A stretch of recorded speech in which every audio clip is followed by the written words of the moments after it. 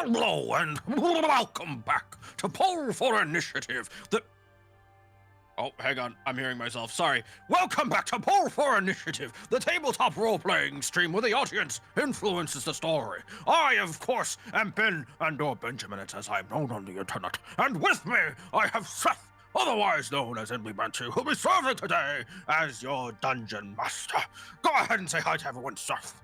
Hello, friends. How are we doing today?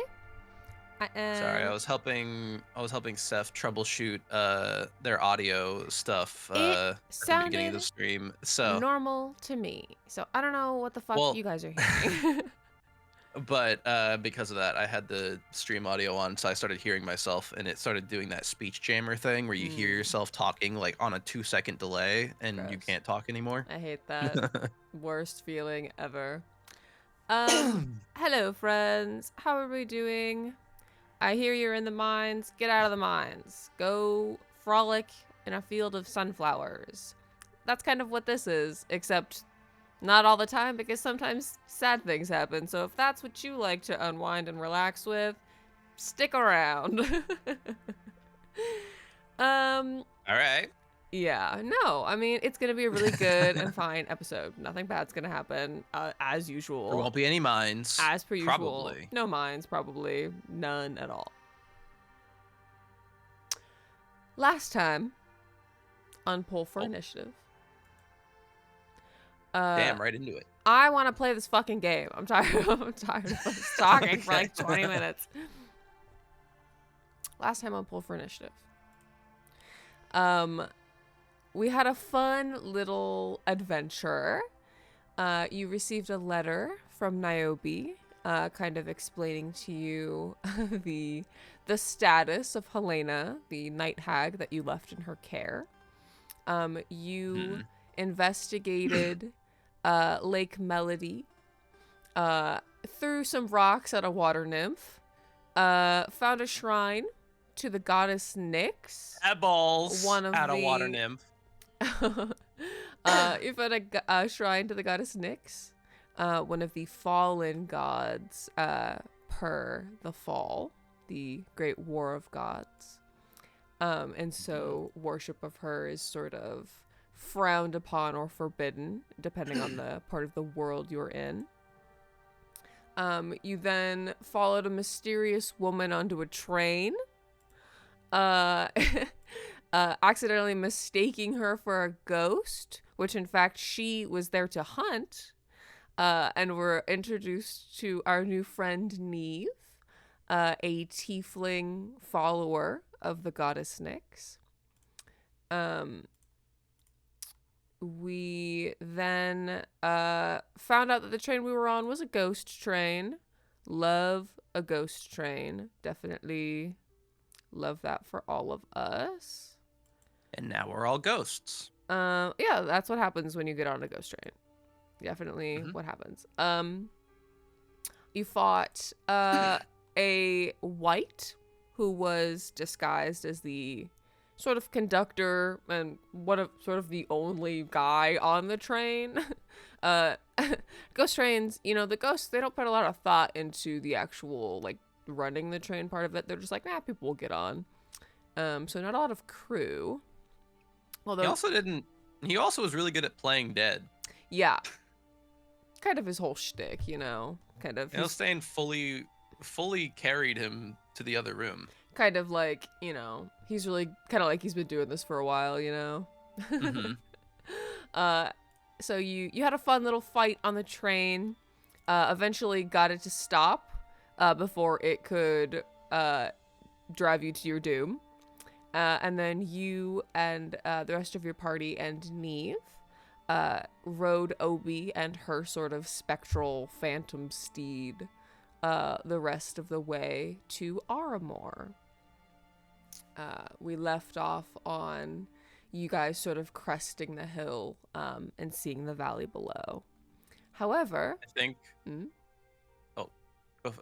I know you're about to do the intro, but before we when we come back from the intro, I think Ailstain wants to write Niobe back.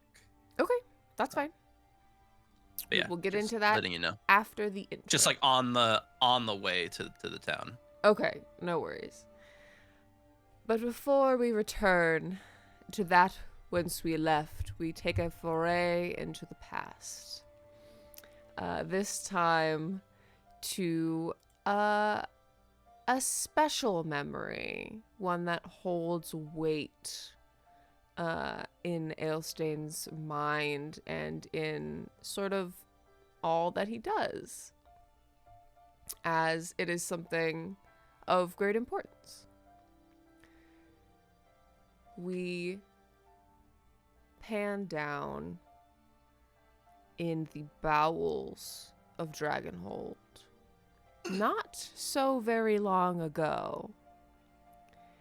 We see the armory and the adjoining forge where the weaponsmith makes all of the weapons for the blood hunters here.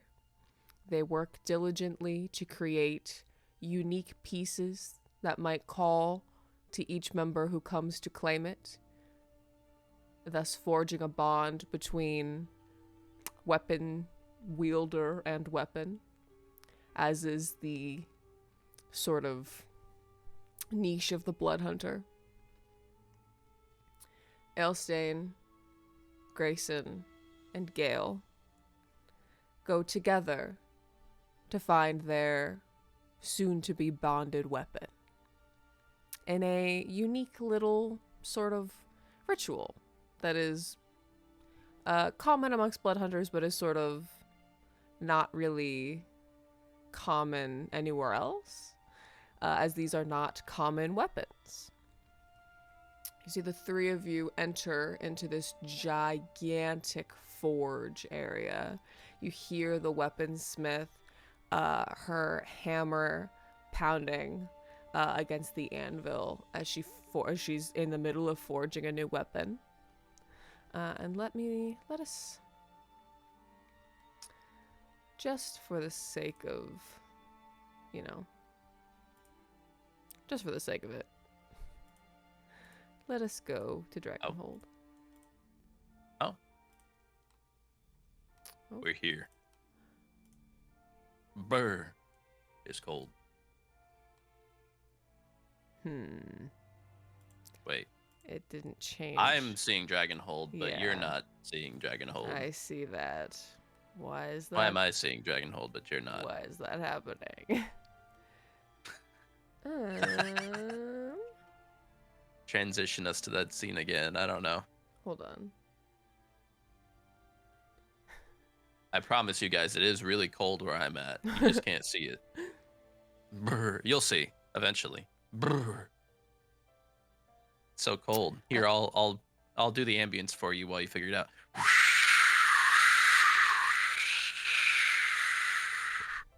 Uh-oh, it's really thinking about it. So cold. It's There so we go. snowy and chilly here. There it is. There we go. Button's looking up at me like I'm a fucking psychopath. He's like, what He's like, what the fuck are you doing? Probably thought I was hissing at him or something. What the fuck? I didn't do anything. Okay, sorry. I'm definitely live on stream. Don't need to be doing the voice we do for Button. Sorry. Sometimes I forget where I am and what I'm doing. Dragonhold. That's right. You see a table in front of you, piled high with weapons, sort of laid out. And there are weapons of all sorts here. You see mostly swords, but not just swords. There are great swords, long swords. There are spears and daggers and maces. There are like scimitars. And there's even some like ranged weapons. You see crossbows the size of Gale. And you see like just various types of weapons. There's one of those like what are they called? It's like a mace with like a ball and chain. I don't know what it's called. Flail? It was like a flail. And you see the weaponsmith sort of halts what she's doing. puts the sword she's making into the water. The steam rises like shh. Quenching it. She arises from her task and turns to greet you.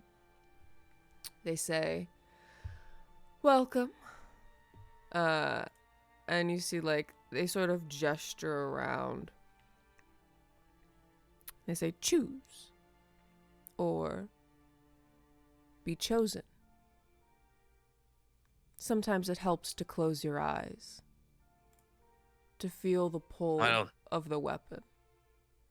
I don't think I should be closing my eyes while I reach out to touch a sword, but that's just me. You see Grayson, like, swats you, and he's like, it's a sacred tradition. And you see he closes his eyes.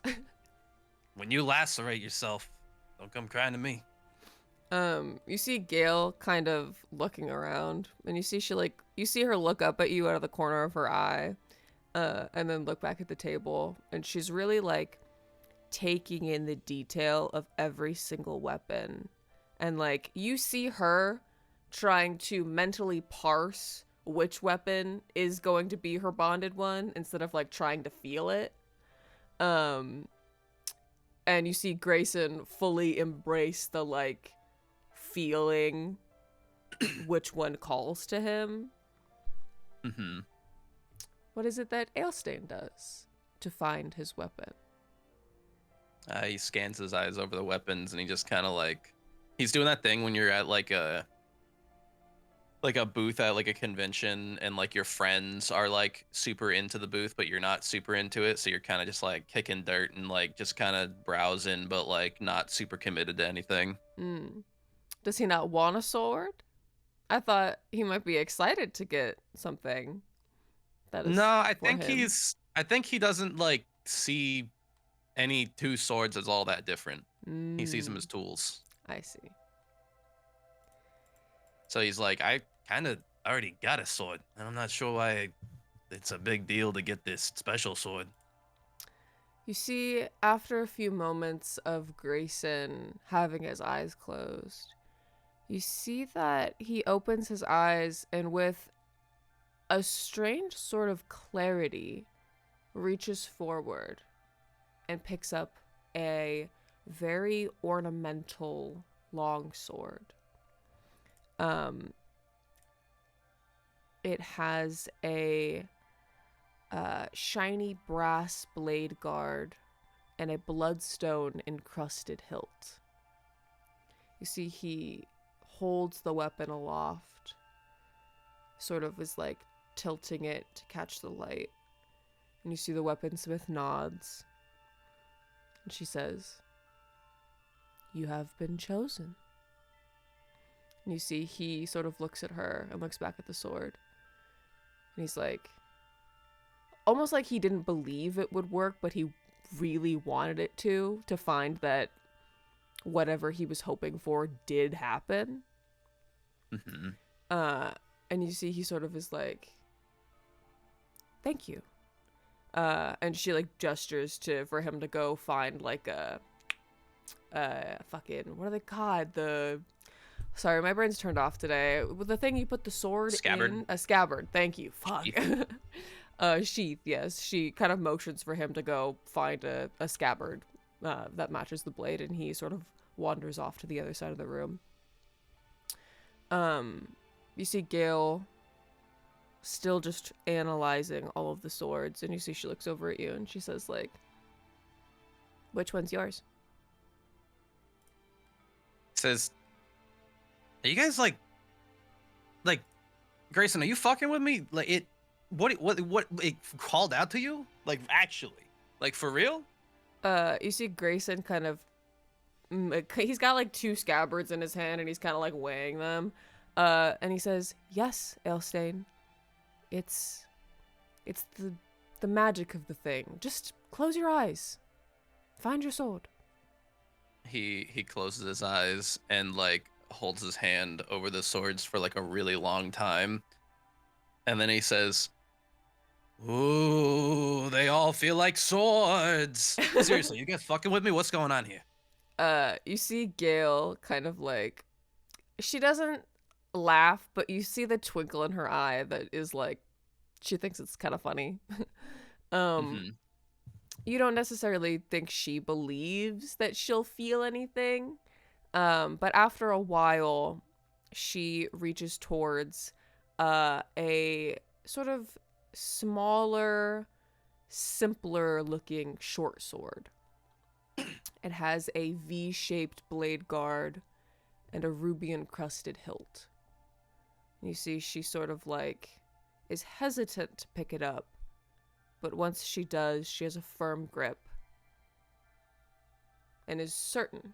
She immediately walks over to the scabbards and begins to analyze those as well. Not another Says, word. no way. You two? You guys are fucking with me. This is like a coordinated effort for sure. You see Gale says, if you're unsure, picks him up. He grabs the one directly in front of him. Okay. You pick up a short sword similar to Gale's. It feels too light in your hand, and like the blade, it just doesn't. The weight's off, and you can't get your grip on it the right way. Doesn't feel good. He tries a few more swords. You pick up a few different swords, and none of them are right. The balance is off. They don't fit right in your hand. I think maybe you start to get a little frustrated. Like, it seems easy for everyone else, but it's not working for you for some reason. Says, they're all just swords. What's the big deal? You see the weaponsmith says, let the blade choose you. Turn off your brain and feel it. It's a sword, sister. They don't go around choosing people. Then you will never be chosen. He closes his eyes and holds the one that he's still holding, seeing if he feels anything different. You close your eyes. And I think at first you're still sort of like, this is stupid. Nothing's gonna happen. But maybe you let yourself believe a little bit. Just to see. As long as no one else knows you're actually trying.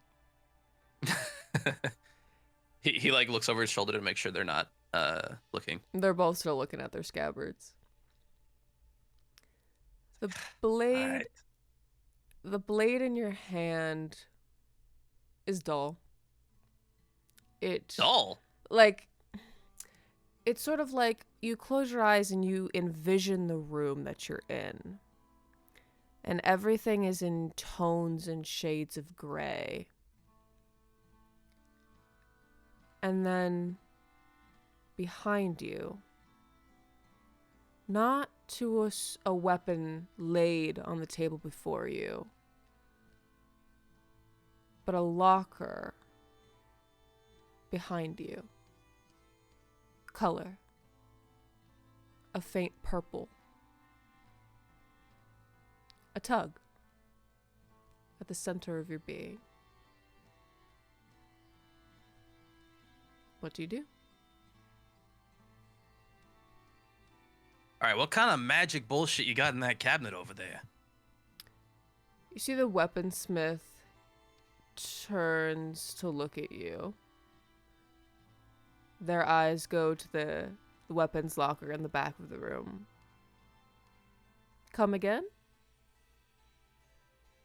There's like, it's like distracting me a little bit. There's like some kind of magic bullshit or something pulling to me in that cabinet. You got like a cursed object or something in there. You see that their eyes sort of narrow for a moment. And then they slowly make their way to the weapons locker. Open it. They pull out something wrapped in cloth. They bring it before you.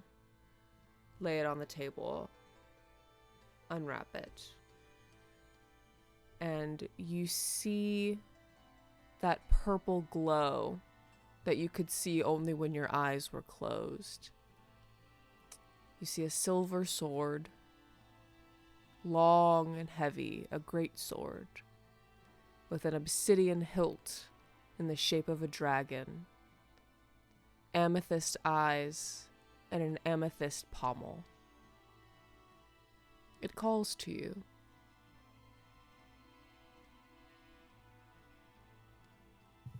You see, she Got an says... enchanted sword in there? What's going on? What is this? You see, she says, I did not make this blade, like all others here. Instead, this was passed down from my predecessor, my mentor, the previous weaponsmith. This was the last of his work, and had not called to anyone for many years, so I put it away. I'm glad to see that finally it calls to someone. Is this your blade?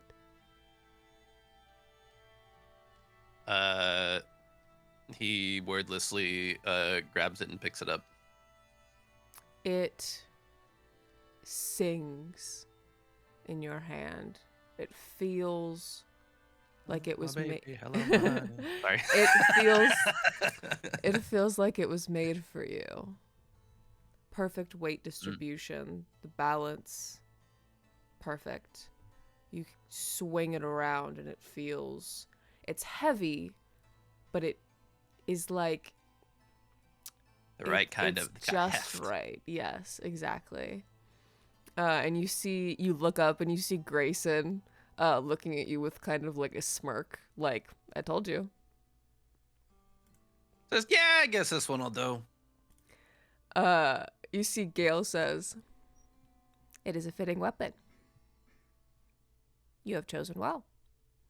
And you see, Come on, don't be weird about it. you see Grayson says, it chose him, Gale, not the other way around. Whoa, hang on now. I technically was the one that made the choice here, okay? Let's be clear about that. Okay. Shut up and get your scabbard, fool. And you see the weaponsmith. As you go to find your sheath, she says, like, take care of it. And it will care for you as well.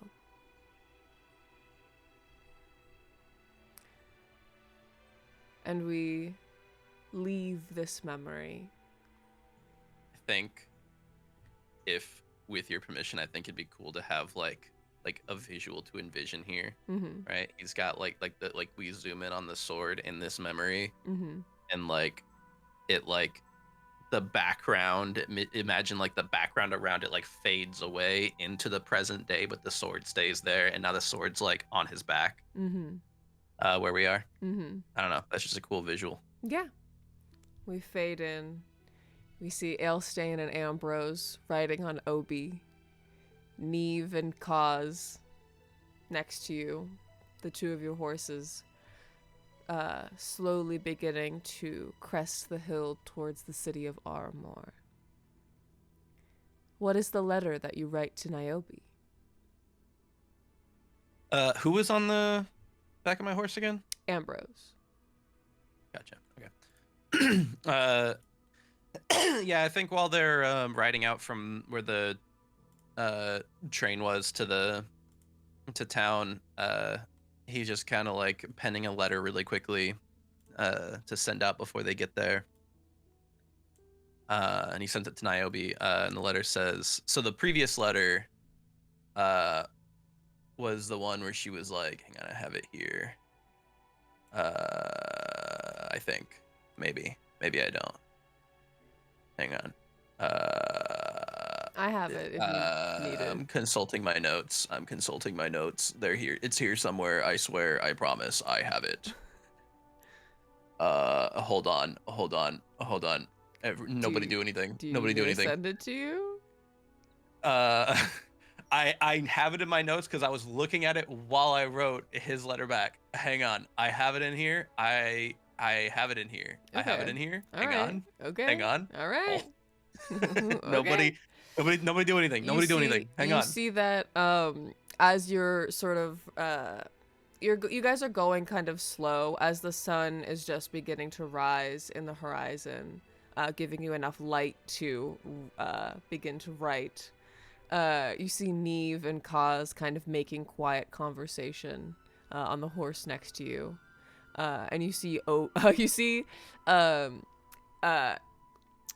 fucking Harry has climbed up on your shoulder and has turned and sort of started like chittering like he's talking to Ambrose, and you see Ambrose is like nodding and being like, oh yes, oh that's very true, oh of course, yeah, oh you're so right, Harry. So they're having a conversation. Okay, I did have it in my notes. Leaving you to... I wasn't lying. No one didn't believe you. So. Well, I'm sure people in chat didn't believe me, but I have it. Okay. So that was the one where she said, no more strays. You're taking this one back when you return and be grateful. I'm not charging you interest on child support. Mm-hmm. She's doing fine. Her and Bites are thick as thieves already. Not sure what you're planning on doing with a haggling, but I'll leave your business to you. She likes plants, I guess, alchemy and stuff. Been spending time with Bergamot. Probably good for her. Poor kid. Anyway, be safe or whatever. Mm-hmm. And then, yeah, and I would be captain of the Jewel of Rion, aka your favorite aunt. Or whatever. Yeah. Also, the fact that she's into alchemy is very funny because I remember a couple sessions ago, we literally talked, or I guess it was the session before last, we talked about like how Ailstein wouldn't have use for alchemist tools. Yeah. That's a fucking lie. I checked my proficiencies. I lied to you. I do have proficiency with that because I'm a blood hunter. Oh, baby. Well, you know what? Hey, there's an alchemist in Armor if you want to go buy an alchemical kit. Yeah. It's just like, God fucking damn it. I didn't even think to check my proficiencies. I'm so used to playing characters that don't have alchemist tool proficiencies that I was like, I probably don't have it. Valid. God damn it, bro. So valid. It's okay. I don't know. I might have one by default. I don't know. I don't think I do though. Yeah, I don't think it comes with like the default shit. Mm-mm. I mean, we can just say, man, in retrospect, if you wanted to have gotten one, just subtract like 2 gold, and you can say that you picked one up while you were there. Like it's, I don't want to have to make you go to a whole new shop just to say that you got one. Yeah, fuck it. I'll just remove 2 gold and say I have one. Okay. That's and then I'll probably forget that I have it and never use it again. Never use it? Yeah, probably. That is the curse of this game. You give your players some cool shit and they never fucking use it. So. Yep. So anyway, right. What is the letter that you write to Niobe? So anyway, yeah, he writes back and it says, hey, I told you I was setting out to find some kids. It just turns out I found a few extra along the way. Seriously though, take good care of her. Father was a scumbag. He's actually the reason why we's banished. Couldn't help myself. Some fuckers need roughing up, you know? Mm-hmm. Anyway, her parents were bastards, and their adoptive grandmother, he puts grandmother in quotes, was the one what turned her into a hag just to use her. Didn't have no friends neither, apparently. Hell, she probably never known love in her life. I won't lie to you, she's definitely dangerous. And what's worse, she's got a taste for killing. But I don't think that's the real her. Just keep an eye on her. And be patient with her. I'll pick her up once this job's done. Assuming these chuckle fucks I brought along don't get me killed. Take care, old lady. And then he signs it. Ailstein, Master Weird Kid Finder, and best nephew you could have ever asked for. Oh, that's so cute. She's gonna kill you for calling her an old lady. That's fantastic. Well, she called him kid, so he had to respond by being like, old lady. That's so true. Do you summon your raven to send it off? Mm-hmm. You blow the whistle, and a spectral raven appears, made of starlight and smoke. And you see that Neve kind of smiles as she sees it, and sort of like I don't know, just like a knowing kind of smile. You give the letter to the bird. The I thought this mail system was common. Like it was like a It is common thing. It is. That's like looking at like a mail truck and being like, I know what you're doing. You think it's more that the bird is like, look, it's made of like starlight, and she's like worships the goddess of the moon and stars and dreams and stuff. So it's kind of just like.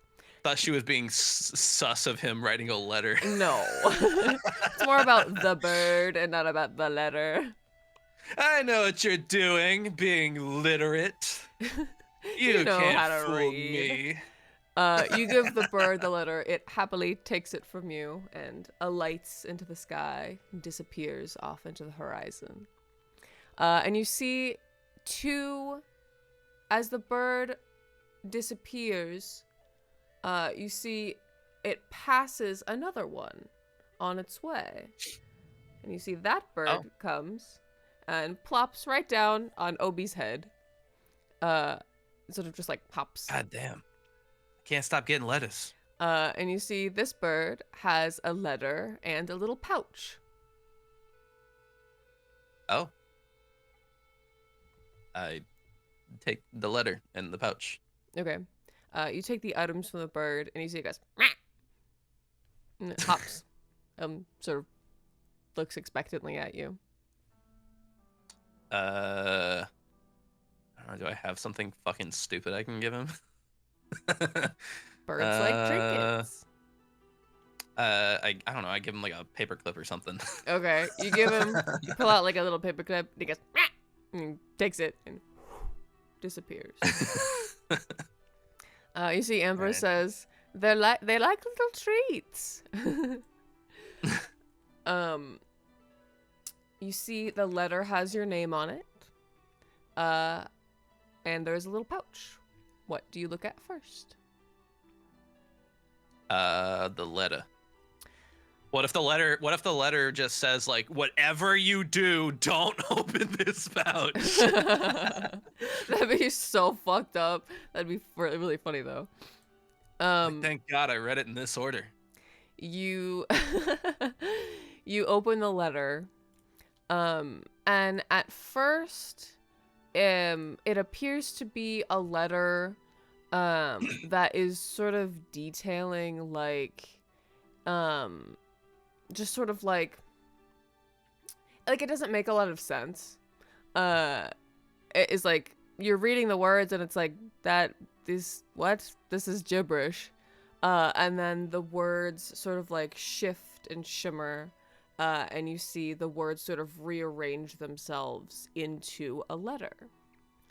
And it says, "Dearest street rat, I hope your travels are treating you well, and your journey has been swift. Things are not well at home, but you are missed." What? It says, "The many dangers afoot continue their schemes. So it is well you are out of the city for now. The High Priestess Everglow is ambitious and headstrong. Already she has submitted multiple bills to be reviewed that would empower the church. She wishes to be rid of the city guard, only to replace them with her paladins of soul. God damn it, you leave town for like a week." It says, we are a more religious city than most, but we are not led solely by our faiths, and I have no doubt the council will turn this notion away, at least. But something tells me she will not give up so easily.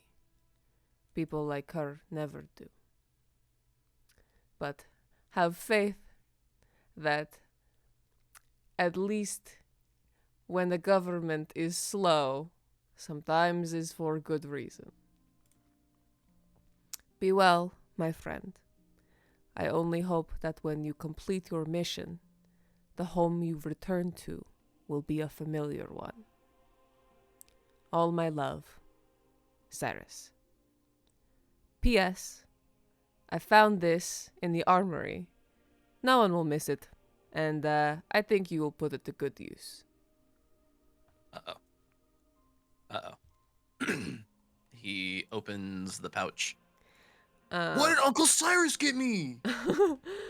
You see. It's one of those, oh my god, it's one of those fucking like little like wooden like puzzles that like your grandpa gets you like when you're like 10 or something, and they're like, I don't know what kids like, and so they just got like the first like little wooden puzzle they saw at checkout at like Barnes and Noble.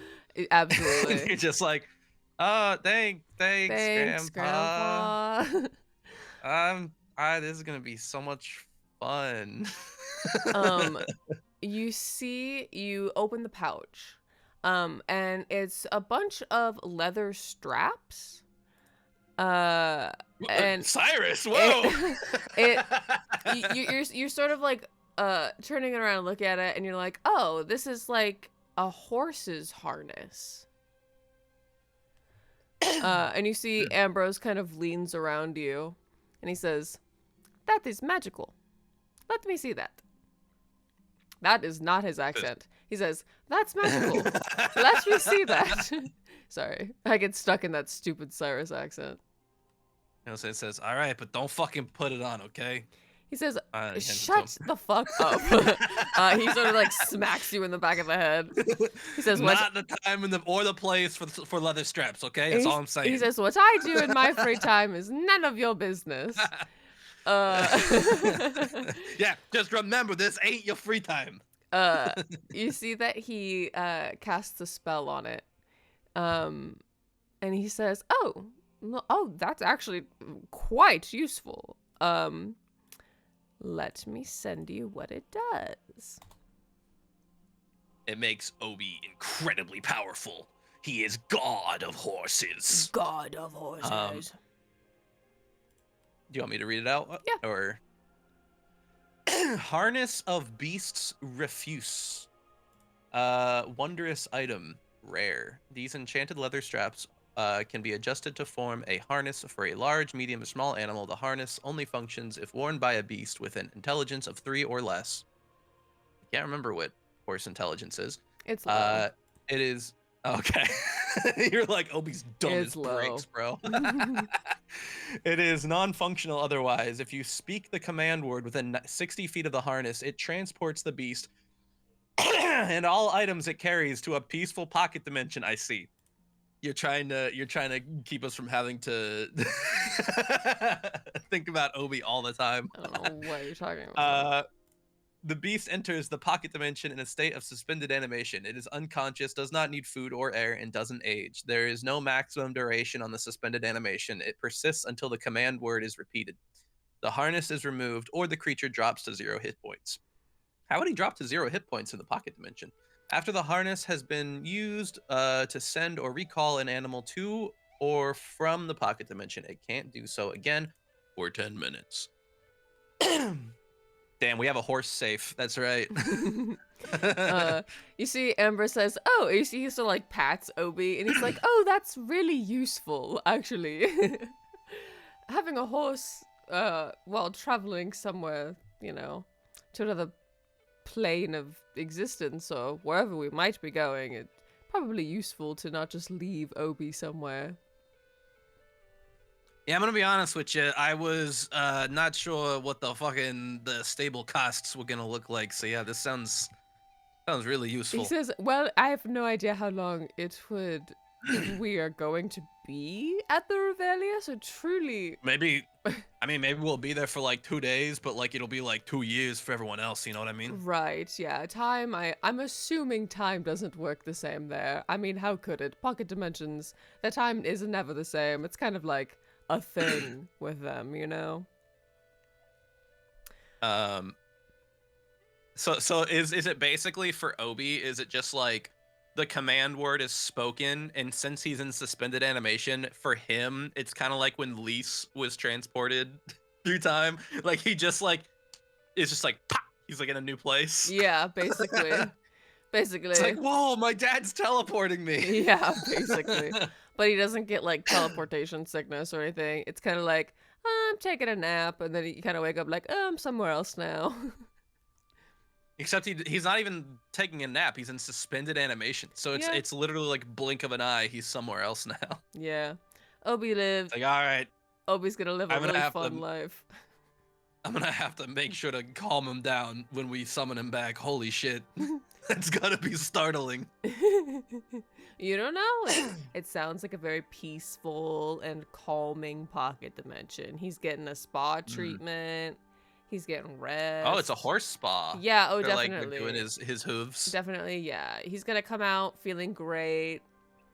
It's gonna be He visits great. that hoof guy on TikTok that like cleans horse hooves. Oh yeah, definitely. Absolutely. You guys gotten those, or am I just weird and I'm like on horse hoof TikTok? No, I mean it is weird, but I've gotten those as well. Like it's just like all his TikToks are just like him cleaning these like I think they're usually like diseased hooves, but like just taking care of the hooves. Yeah. And scraping them down because I guess a lot of horses in modern day need their like hooves like shaved down because like they don't run as much as wild horses do. If they're not riding regularly. Anyway, enough about the horse. You get the harness. You see Neve says, oh, sorry, my voices are bad today. You see Neve looks over and she says, oh, that looks very useful. You have some good friends. Yeah, I'm pretty connected to a lot of people in powerful places. Oh, No big deal. Is that true? Yeah. Like I said, I'm, a paranormal slash private investigator. You gotta have a lot of connections for that. I sense that about you. Yes. And she kind of like gives you a little smile. Is it like a smile like she thinks he's lying? You don't know. It's just a little smile. Okay. What are you, flirting with me? What's going on here? She goes, oh. And she says, darling, I don't think you're my type. But maybe. She says, I could be wrong, but. Just quit flirting with me. This is weird. I just met you. She says, well, that wasn't flirting, but all right. Guys, tell her to quit flirting with me. You see, she kind of says to herself, like, why does everyone think that I'm flirting with them? Am I being too nice? Maybe I should be meaner? And you see Kaz I'm messing with you. Yeah, I was gonna say Kaz says he's just being an asshole. Like, don't listen to him. And she says, oh, all right. Anyway, the four of you, at this point, I'll say that you're coming up on, approaching the gates of Aramor. You see, you see tall stone walls. You see sort of a perpetual fog hangs over this place, which is inevitable in this very misty fucking forest.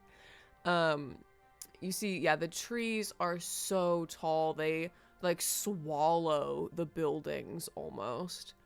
You said they were kind of like redwoods, but like pine, right? Yeah, they're like just incredibly like absurdly big pine tall, trees. Yes. And the mist is like, it is so thick at the top of the trees that like you just look up and see like mist canopy basically. And then it gets like thinner as it gets towards the ground. Let me give you a depiction. You see that the roofs are mostly blue and red. You see dark stone streets and a dark stone wall. It's not a very big town. you know, it's a little bit bigger than Duskfall, but a bit smaller than Ivybrook. Sort of a quaint little village. A lot of the trees in the town itself are barren, just sort of crooked brambles of trees. Very few people walk the streets this early in the day. The sun was rising, but has been lost behind the mist, so it's sort of just perpetually gloomy here. Similar to Duskfall, but more like where Duskfall was on the coast, Armore's like in the woods. There is nothing around but for miles but trees and mountains. You see How early is it, would you say? The sun was rising Like as what you time? were cresting the hill, so it's probably like 7:30 right now. You see people are just sort of starting to get started for the day. So not many people out, but you see some shops beginning to switch the signs to like open. A few people kind of like beginning to walk the streets, but it's not a very big town, so there's not too much going on here. Just sort of perpetually foggy, gloomy going on. You said, didn't Neve say she like had to go do something? Yes, and actually, as you pass through the gates, Neve dismounts her horse, Kaz along with her, and she sort of dismisses it back into her locket, and it like snaps shut. And you see, she says, well, thank you for accompanying me. I must go and tend to the shrine here. I'm not sure how long it will take me, so I'm not sure if I'll see you for a little while still, but if your intent is to head into the woods to search for the Revelia immediately, then perhaps I will find you there later. Did she say what her reason was for looking for the Revelia? Yeah, so other of her order, or other worshippers of Nyx, have That's been, right, they were going missing. yes, they were coming to Aramor and disappearing. And so she's been sent to tend to the shrine and then find out what the fuck is happening to her sisters, basically. Gotcha. Yeah, my notes always get more spotty right toward the end of our session. That's okay. Makes sense. Okay. He says, yeah, who knows? Maybe we'll both get lost in the forest for fucking hours and eventually bump into each other. And he like starts attaching the harness to Obi. You see Ambrose dismounts to leave you room to like attach it to Obi. And you see she nods and she says, well, I wish us both luck in our endeavors to find this place. And you see Ambrose says, well, I hope we run into you again. And you see she kind of smiles at him and she says, I hope to run into you too.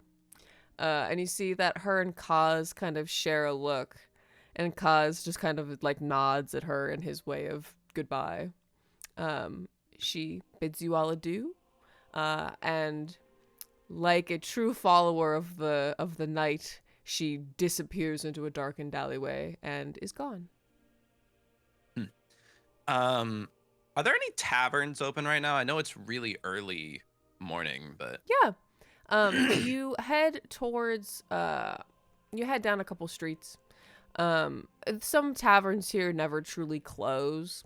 There are a lot of like people who are, you know, drinking all night and things like that. So there's a couple that are 24/7 basically.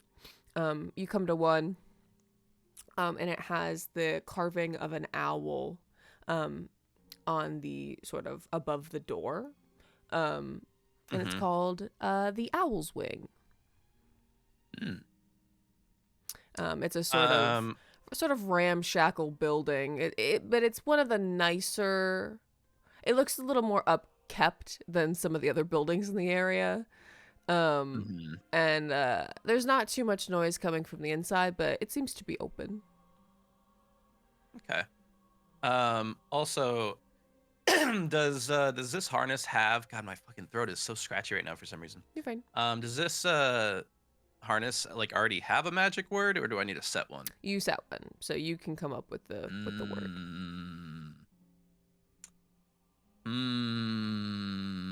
Should it be silly or cool? I don't know.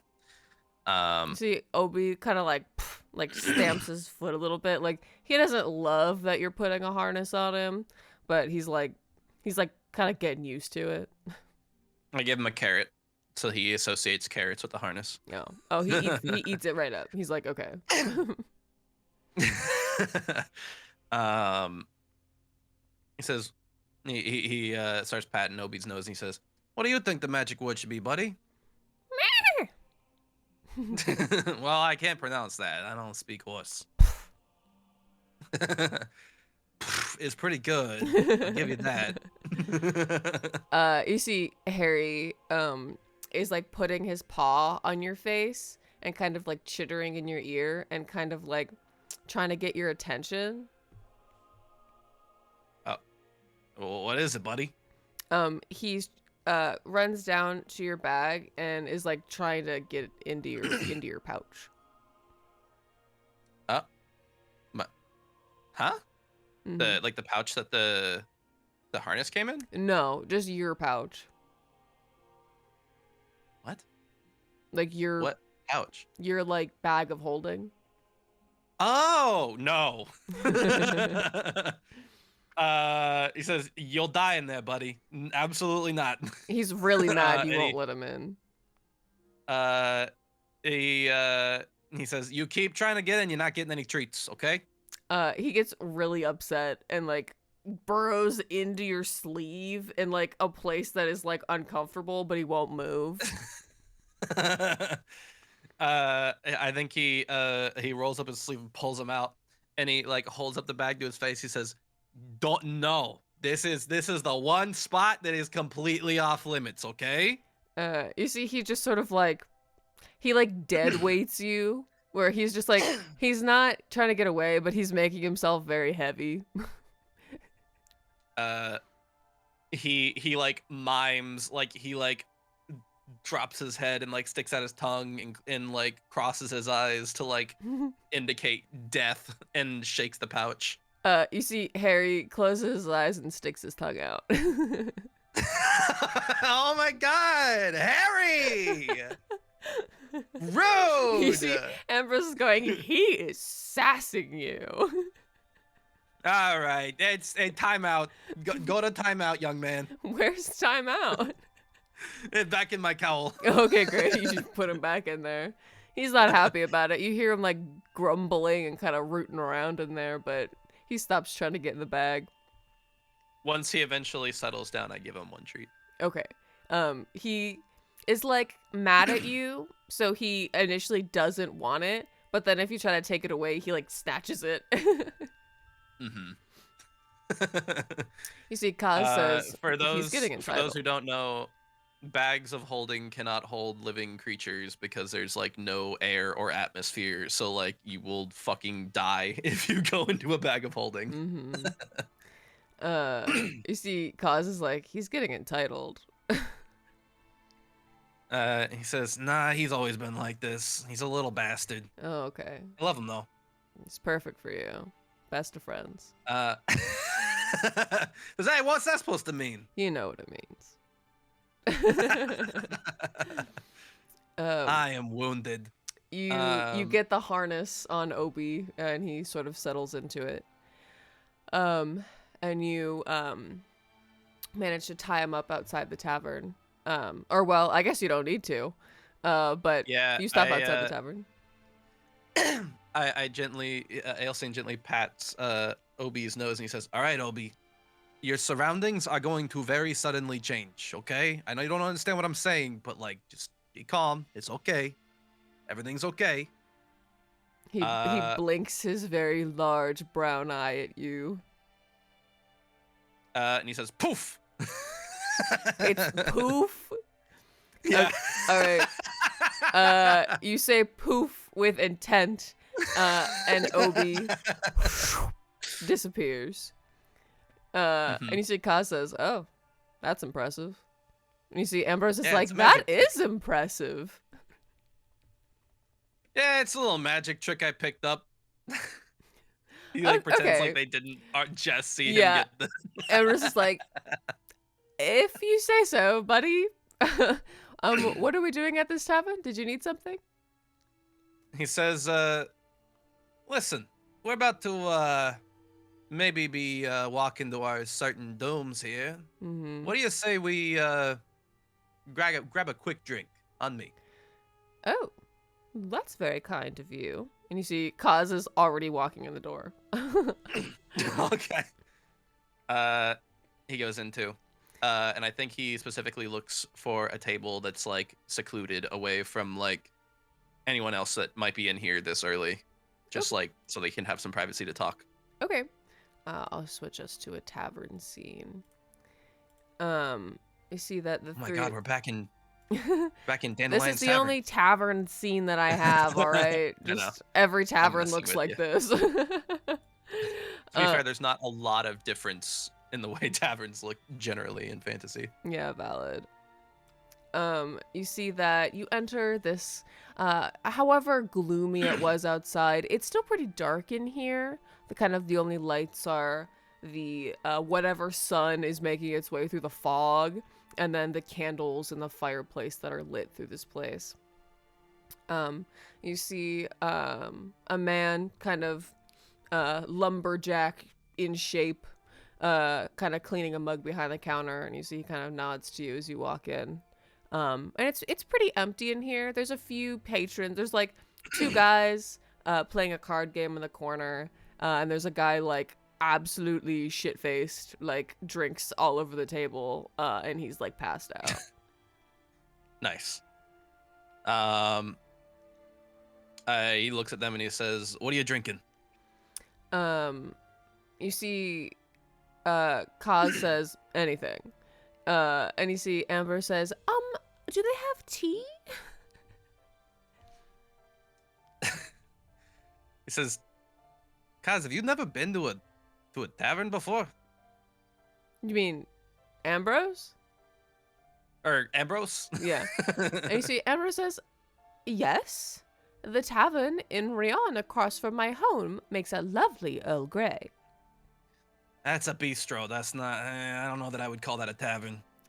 Well, I've been to the Roiling Tide at the docks, and, well, they didn't have tea, but they had, they made me something called a London Fog, which I believe had tea in it, so. He says, "Do you not drink alcohol? No. Like at all?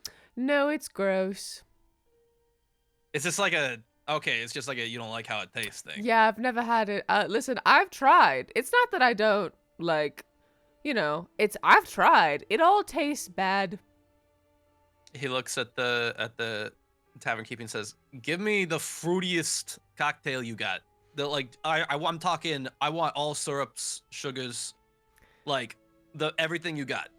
You see the guy is like very like, he's got like a thick beard and like really big muscles and like he's really hairy. He's wearing like a shirt that is like, has a bunch of like, he has like a thick chest of hair.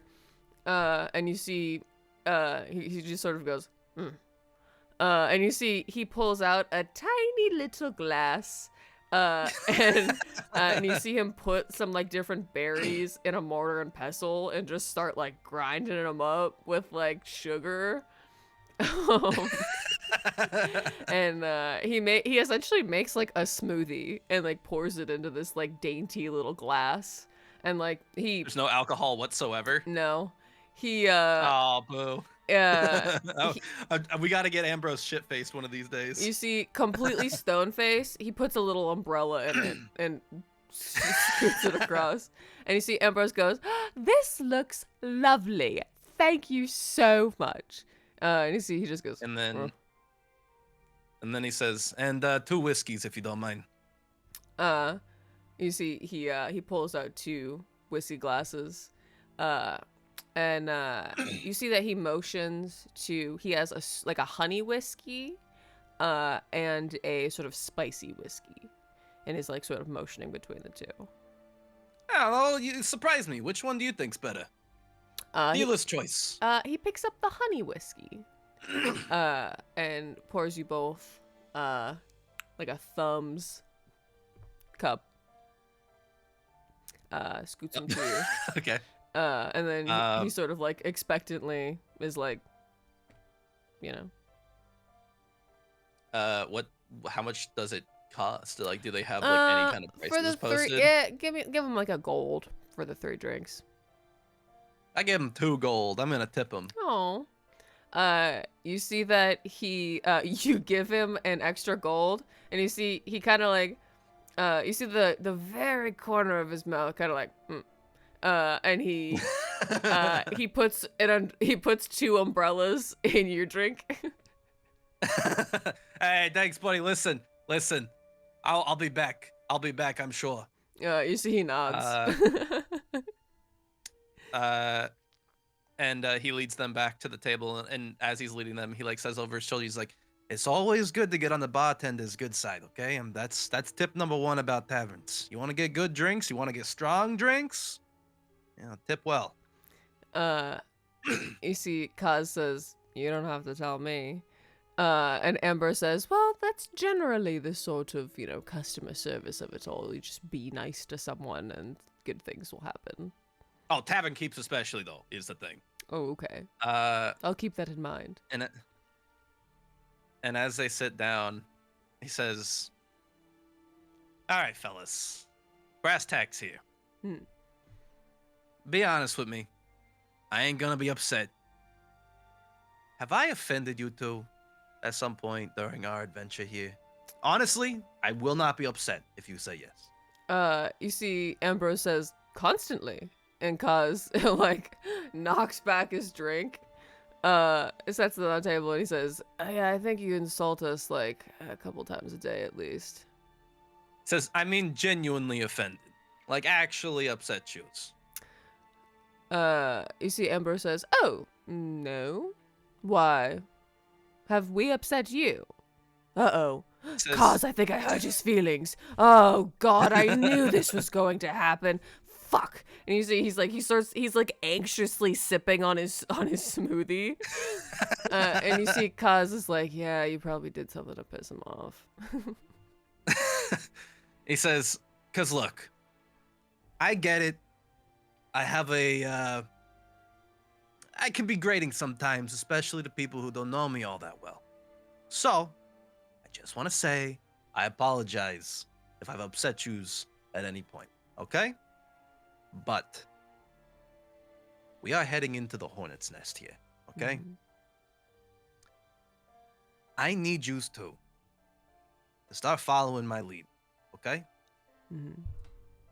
Sometimes it might seem like I'm just needling yous, but I'm doing it for good reason most times. Mm-hmm. For example, he nods over to Kaz and he says, "I weren't just fucking with you, Kaz, when I said you was and he like says it under his breath so that like no one else can hear. He says, "The whole Nyx thing. Mm-hmm. I was fucking with you a little bit, but that's not the whole reason. Mm-hmm. We needed to get on that girl's good side. I needed to know if we could trust her. Mm-hmm. And out of all 3 of us, Mm-hmm. you're the one who knows the most about gods, religion, all of that nonsense, right? Mm-hmm. So you were clearly the perfect pick for the job to be our undercover guy, right? Mm-hmm. I know you two have never run less than legal jobs, I'm sure." Kaz says, In fact, "Speak for yourself." he says, "In fact, I think if Ambrose did an illegal job, I think he would have heart palpitations or something." See, Ambrose says, "I resent that. I can do illegal things." He says, "But the key is when you're on a job, you adopt whatever role you're given, okay? Because when you start poking holes in my story, people start asking questions. And when people start asking questions, people might piece together who we really are." Might I remind you two, the guy we are going to visit knows that I'm coming. In fact, he invited me himself. Okay? We need every advantage we can get, and if that means we show up unannounced, then that's great. The less knowledge he has about where we are, what we're doing, the better. So yes, I'm giving us cover stories and lying constantly. You see Ambrose says, "You're right. I think that I want you to know that I think any sort of disagreement upon that so far hasn't been out of like distrust or like disliking of you. I think that perhaps we didn't do an effective job of discussing boundaries." And you see he sort of looks out of the corner of his eye at Kaz. And he says, "Some of us are not very good at talking about important things. And I think to be a more effective team, perhaps that needs to change." And you see Kaz is like rolls his eyes and he's like, he says like, "You don't have to pretend like you're talking about somebody else. I'm right here." Elsa says, "Yeah, okay, you are being a little bit sassy by doing the whole third person thing while he's right there." Emma says, "I am just putting it very plainly. I'm just putting it very plainly." And you see Kaz says, "Look, I'm sorry I didn't go along with your story. It's not because, honestly, I didn't really think about it. And that's kind of my problem, is I don't always think about things maybe as in depth as you would, or whatever. I have problems with certain things being referred to in a certain way, but you didn't know that, so, that's not on you. And, yeah, I guess I should have said something about it previously. Although, to be fair, I didn't think it was gonna come up, so." But he says, like, "I get what you're saying, and I'll be more diligent in the future." He says, "Look, I appreciate it, and I hope there aren't other things I should perhaps know to not bring up. I won't assign you that particular role in the future if it upsets you that much."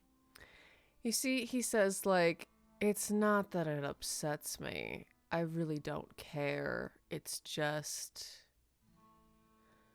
complicated."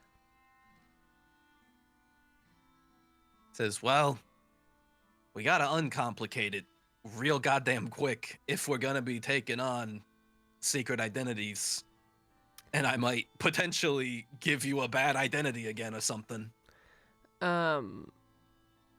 You see, he kind of laughs, and he says, "Just don't make me a healer and we'll probably be fine." Well, wait, doesn't he literally heal people? Yeah, well, he heals you and Ambrose. Well, just because I get like hurt, like fucks with his hands, I guess. He doesn't elaborate unless you ask further questions. He looks down at his hands and back up at him, and he says, "So it's specifically healing that hurts." You see that he kind of gets a distant look in his eye, and you see Ambrose kind of does that thing where like he leans on him a little bit in a sort of like comforting, sort of just like, "I'm here." And you see he says, "No, it's not just healing. It's just radiant damage, celestial." Well, that's a Goddamn bitch, what would being a cleric? You see that he smiles kind of like bitterly, and he says, "Yeah, I know."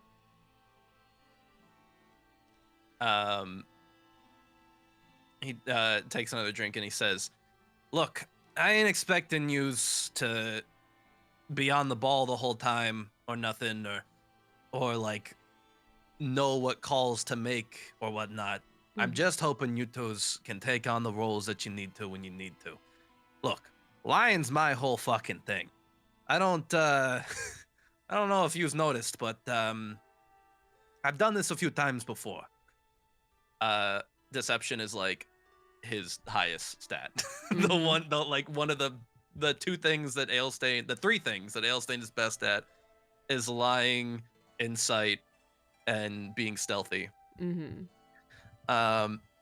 he says, it's kind of like the one thing I do best. Well, okay, one or two. I'm good at swinging a sword, and I'm good at lying. He says, I'm more than happy to take the lead on these things. I just need you to follow my lead, okay? And that goes for fight. That goes for combat, too. And this time he looks at Ambrose and he says, when I tell yous to back up and get away from something that's attacking yous, that ain't just because I'm doubting your abilities or nothing. And he punches his chest plate and it rings a little bit. And he says, I'm a little bit more equipped to be taking the punches. You know what I'm saying? You see that he nods and he says, trust me, it's not that I doubt your ability. It's just, in certain situations, there hasn't always been the opportunity to run, but I will do better at listening, taking orders, I suppose. Says, that's all I ask. I need you to trust me that I'm doing what I can to keep us all alive. You see, they both nod. Says, anyway, that's all I had. And he slams back the rest of his drink. Ambrose finishes his little smoothie. He says, that was quite good, actually. We can go back to fucking sassing each other or whatever the fuck. You see, Ambrose says, well, we don't have to do that. I don't know. I think we kind of have to. Okay, it's just sort of part of who you are then? You can't really... Our entire relationship's built on it. You can't really turn that off at all? Alright. He looks in Ambrose's eyes and he says, Ambrose, what are we if we don't make fun of each other? He says, don't look at me so intensely. You see, Kaz is sort of like laughing under his breath. He says, careful, don't fall in love. And you see, he says, yeah, Ambrose, careful. and you see, and he goes to stand up. See, Ambrose says, I am not falling. What? And you see, Kaz looks up at you and he says, I was talking to you. And then, and as he says that, Ailstain says, yeah, he's talking to you, Ambrose. And he winks at him and he stands up. I see Ambrose just like, his cheeks are a little red and he rolls his eyes and he stands up. And the three of you stand. Do you depart this place? Yes. You walk out the door. Give me a perception check as you enter back onto the streets. Oh my god, first dice roll. Alright, I'm gonna roll with a die I haven't used this game yet. It's the dice that Seth got me a while ago. They've got like a little eye inside. You see that little black circle? The eye looks up at the number that you land on, but I can't get the eye to look at the camera because it points up at all times. Anyway. Sag. Oh no. I think I might immediately be retiring this die. Oh no. What happened? 4. Oh no. Roll with advantage because Ambrose and Kaz were looking around too. Okay, that was actually better. 16. Okay. As you exit back onto the street, It's been probably 30 minutes. It's about a little after 8 now. You see that the town's starting to wake up a little bit more. Again, there's not many people around. It's still kind of gloomy and misty. There's the occasional figure in the mist. But you've noticed when you were walking into town, but you kind of see it more presently now, as right when you exit the tavern, there is a notice board. And you've noticed, like kind of all around town, there's a wanted poster that has been kind of posted up all over town. It's a black and white, or it's all kind of like an aged parchment. And it says wanted deserter, gold reward. How much gold? It says inquire with Shay at the and then it lists like an address near the edge of town, but like on the other side from where you came in. And it's all over town, but it's also aged. Well, like the paper is just like, it's just like yellowed paper, but it's like I don't know. That's not an important detail. I was just trying to be like detailed about it. Just like, I'm reading too much. You're reading a little too much of that, yeah. I thought it was like, I thought you were saying like, oh, it's all over town, but it's also been here for years.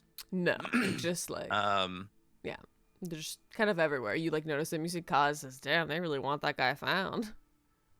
It's on like, and you turn every corner and there's another one. Did it say anything else like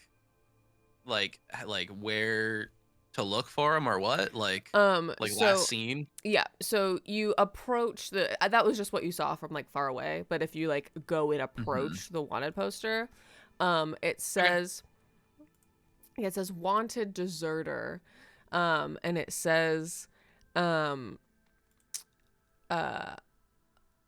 Laurent Lucidius, deserter of the Lycan order, wanted, dead or alive.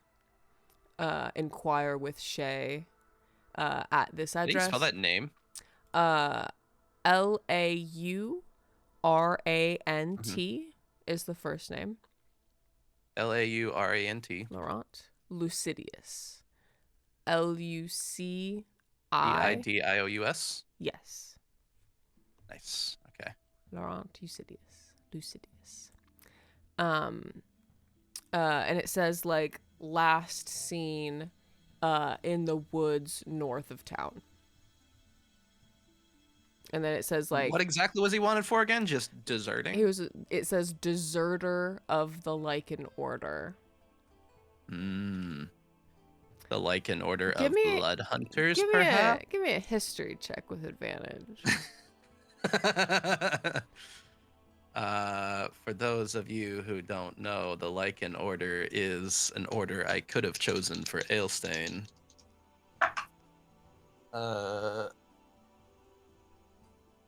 Okay, and you said it was a history check? Mm-hmm. Flat 13. With advantage? Mm-hmm. Okay. I don't have a plus to... Okay. I don't have a plus to history, remember? I mean, yeah, a 13's all right. You don't need to remember every detail, but you remember at Dragonhold hearing about the various other blood hunter orders throughout the world. And you suddenly remember in this moment that the blood hunter order of the Lycan is based somewhere in the mountains of the Verlorenwood.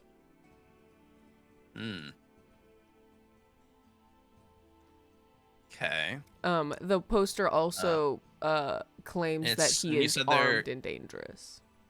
You said their order is in the north of the Verlorenwood?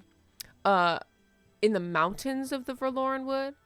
To the north, and the poster said that he was last seen in the woods north of town. Oh, okay, gotcha. and that he's armed and dangerous. Yeah, it says like on why he's wanted. It says he's a deserter and wanted for like breaking his oath, essentially. Breaking his oath. Like that's sort of what deserter implies. Like he broke his oath, he deserted his order. Did I take an oath? Like take an oath? Lycan, like werewolf, Lycan. Oh, yeah, no. Yeah. Yeah. Not like the plant. You did take an oath. Yep.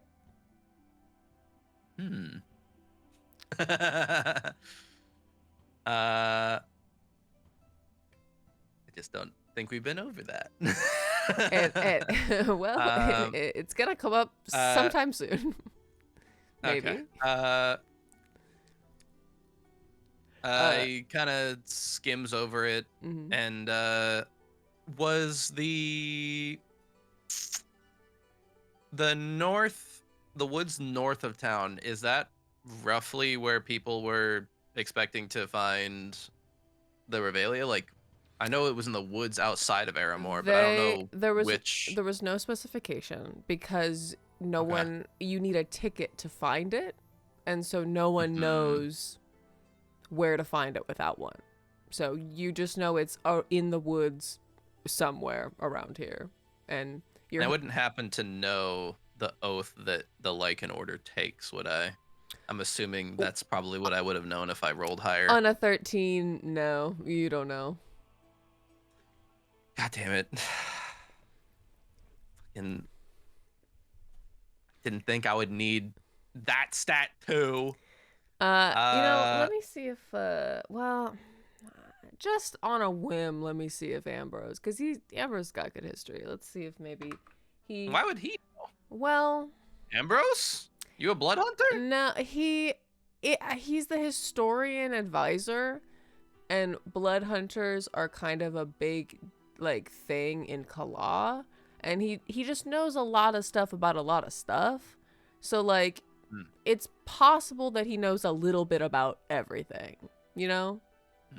It's kind of his whole thing is like he's like a knowledge bank essentially. I just figured it'd be like a closely guarded secret or something. Yeah, I guess that's true. I mean, hey, if you want to roll, that's fine. I mean, I'm not trying to discourage you. I think that he would probably have heard of the orders, but probably doesn't know enough about them to know like their oaths and stuff. I don't know, man. This is your lore. You see that they look and say like, I wonder. You see, Kaz says like, I wonder if we'll run into him while we're looking for the Revelia. It's in the woods, right? He says, yeah, but who knows? Maybe he's after the same guy we are. Hey, maybe we got a blood hunter on our side. You see, Kaz kind of like raises his eyebrow at you, and he's like, "You think they're looking for Hekna?" Says, I mean, is it all that crazy? We've already run into one other person looking for the Revelia. Well, right, but you think the deserter guy is looking for him, or you're just talking about the order in general? The order, him, I don't know. It's just weirdly coincidental that he'd also go missing around this same area. Well, it doesn't say that he's missing. It says that he broke his oath, so it seems like he ran away. Well, he's wanted, so clearly they don't know exactly where he's at. That's true. Well, I guess if you want to make a little money, I mean, we're in the woods anyway. I guess we don't have to look for him, but it's possible. I mean, hey, I ain't no cop.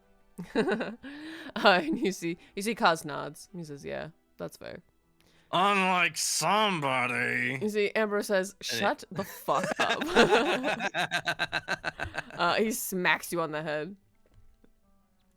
Says, police brutality! Help! He says, all right, that's quite enough. Are we heading into the woods now to look around, or do you have any other business in town before we head out?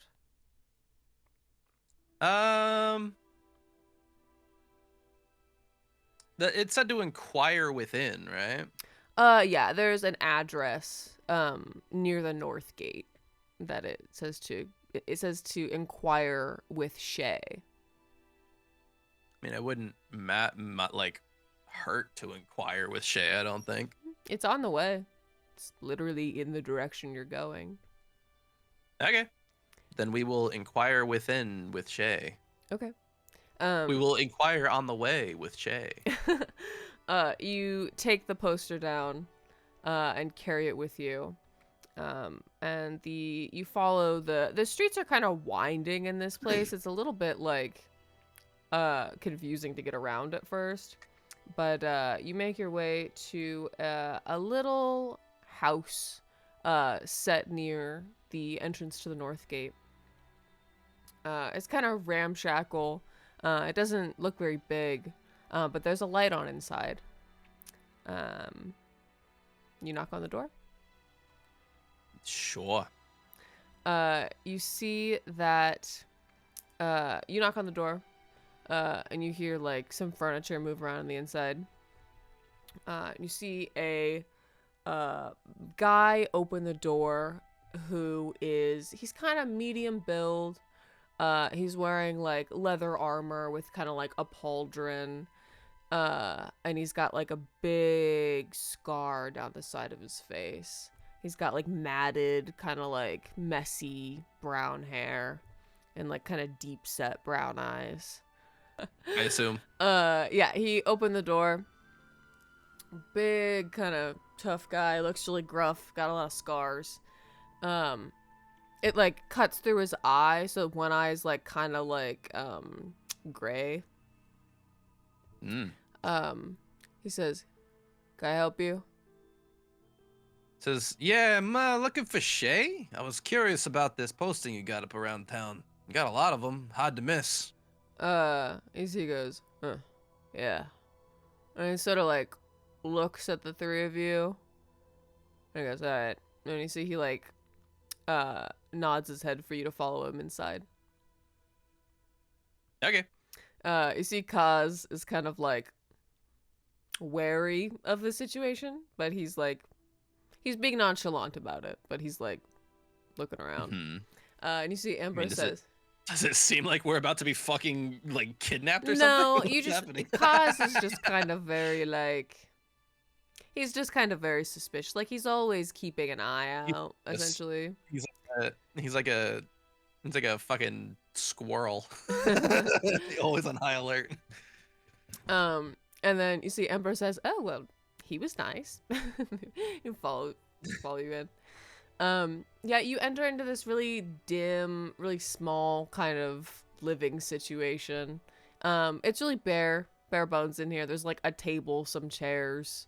There's like a very bare kitchenette, like not much going on in here. It doesn't look like someone lives here. It just sort of looks like people maybe gather here. Damn, bitch, you live like this? He like says it under his breath so no one can hear him. He sleeps on a mattress on the floor. Yeah, there's no sheets on it. It's terrible. And you see, he kind of like leans up against the wall. And he says, "So, you're gonna go look for him?"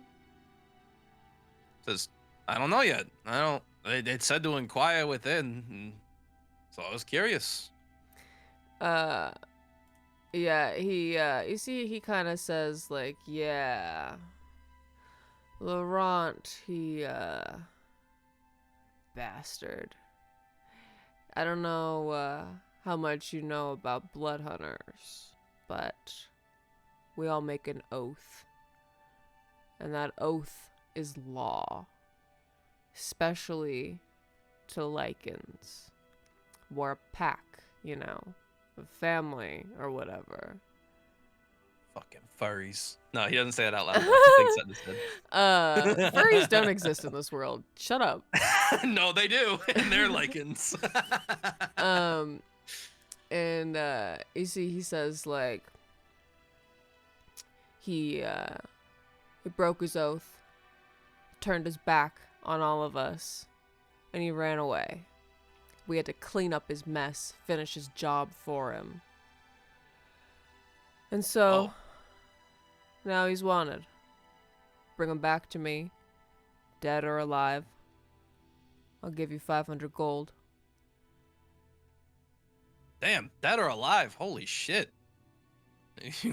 You're not joking about this whole law thing, about this oath. What is the oath? What's so bad about what he broke? You see, he says, nah, that's, personal. I can't go giving out all our secrets, you know, but, just know that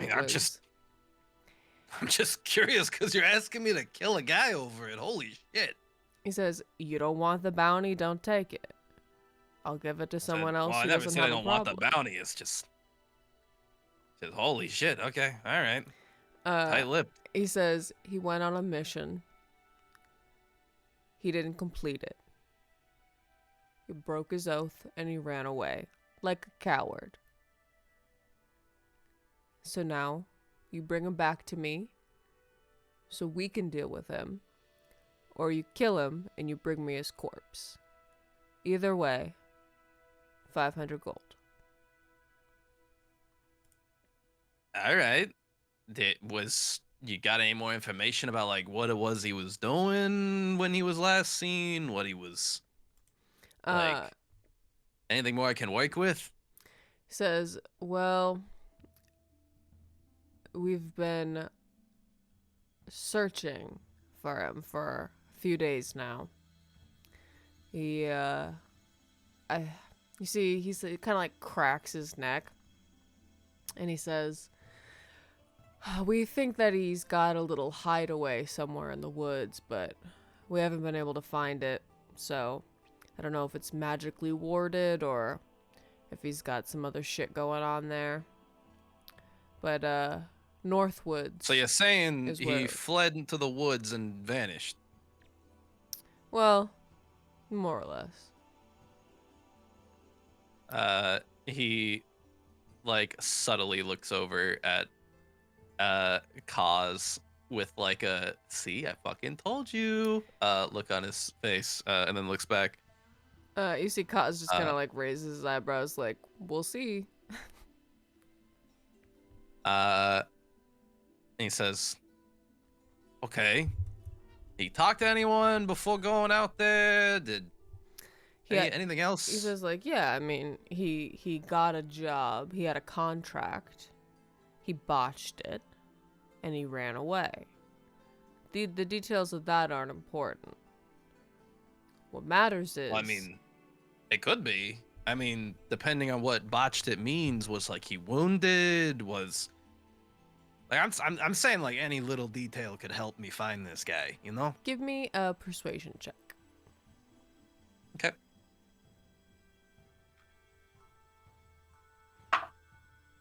Ooh, yes. Okay. Thank God, this fucking die was rolling like shit.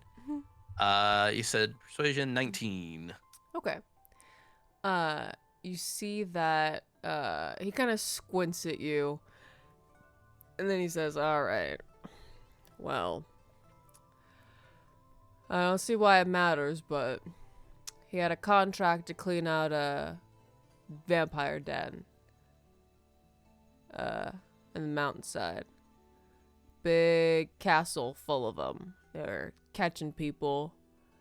Oh my God, is the Lycan oath to fucking kill? Are we in Twilight? No. Sorry, go ahead.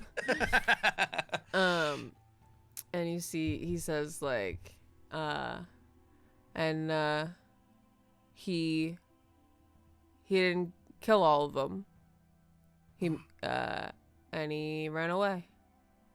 So we had to go in and finish the job for him. And job's still not finished because there's one missing. So, see what he knows. What was he like, running for his life? You think he might have left like a blood trail or something? Like, No, kinda... Laurent's tough. He don't run from shit. If he was gonna die in there, he would have died in there. I don't know why he ran away, but he's gone. Well, that could be valuable information in and of itself, right? Why he ran. I mean, Look. if you know why someone ran, that might lead you to where they would go. You see, he kind of shrugs, and he says, if I had more detail, I would tell you. But that's all I got. You want the Well, job? I appreciate what you've told me so far. You gonna look for him? We'll poke around. I ain't guaranteeing nothing. You see, he kind of is like eyeing all of your weapons, and he says, you got silver? Says, what, like silver pieces? I thought we switched over to gold around here a long time ago. No, you got silver weapons, jackass. Oh, do we need silver weapons? He says, you're gonna go fight a Lycan. You better believe you need silver. You're not gonna do anything to him otherwise. We got magic. It should be fine. You see Kaz looks at you out of the corner of his eye. He looks back at him and is like shooting him like a don't fucking say anything about my sword look. And you see he just sort of like looks away, kind of looking around the room. And he goes, hey, it's your funeral. But if you find him, let me know. And you see he sets down a bag of gold on the table. He kind of hand waves a little bit and he says, it's no big deal. Don't worry. I'm a resourceful guy. Again, thank you for all the information. He says, if you find him, I don't know what you're doing in the area, but there's no one that knows this place better than we do, so give you a good look around. He says, actually, hang on. Is there anything like equivalent to like television or radio or like any kind of like syndicated like entertainment in this universe that like people tune into? I don't know like how high fantasy we're going right now. I'll say trains exist, so I'm gonna say like there's like, well, yeah, there's like old school silent films or something. There's radio, and I'll say there's like, well, because there's also like crystal like camera, so I feel like there are like arcane sort of like projection like television.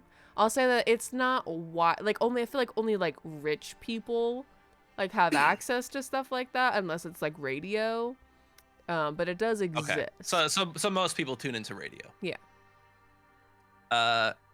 He said he kind of like does like a little bit of a performative like looks both ways kind of thing, and then looks back at the guy and he says, listen, I'm gonna let you in on a little secret here, pal, but you gotta promise you ain't gonna tell no one. You see he kind of crosses his arms, kind of like raises an eyebrow.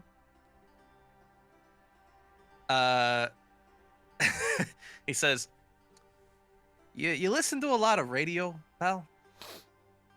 No. Says, oh, really? You should. There's a lot of good shows on there. Okay. Says, you never like even once thought it'd be kind of fun to be on a radio show? No. Come on. I know there's a star in you, pal. Give me a persuasion check.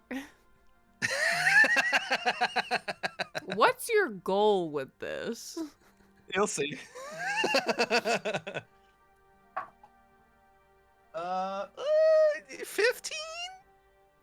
$15? You see he kind of squints it. He says,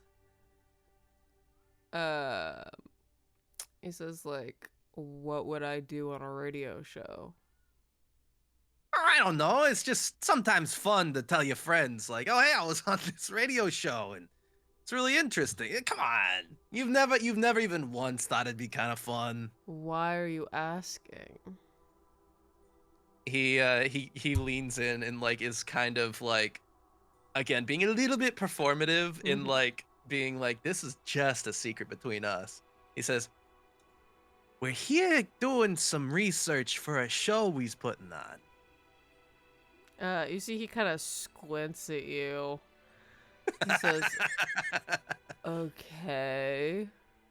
What is that? You see him trying to get past that, like, someone who's putting on a show is, like, also maybe doing bounties. But he says, like, okay. I'm trying to think of a good show name. I am Chat, so curious where this is going. What's a hang on, chat? What's a good name for, like, a radio show about, like, paranormal happenings? Ghost hunters. I feel like paranormal. Hang on. Synonyms for story that start with P. Yeah. Oh, hey, you know, tales from Tales from no.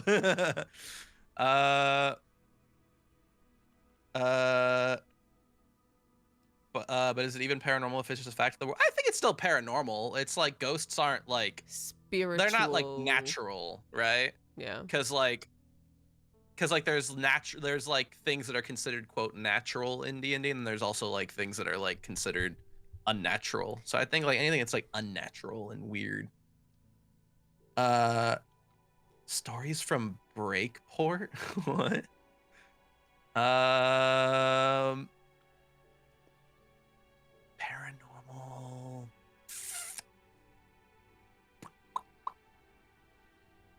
The Paranormal Report? Is it really important? Is this ever gonna come up Yes. again? Okay. Parables of the Paranormal is really good. Okay. Opal, actually. I'm taking that. Okay.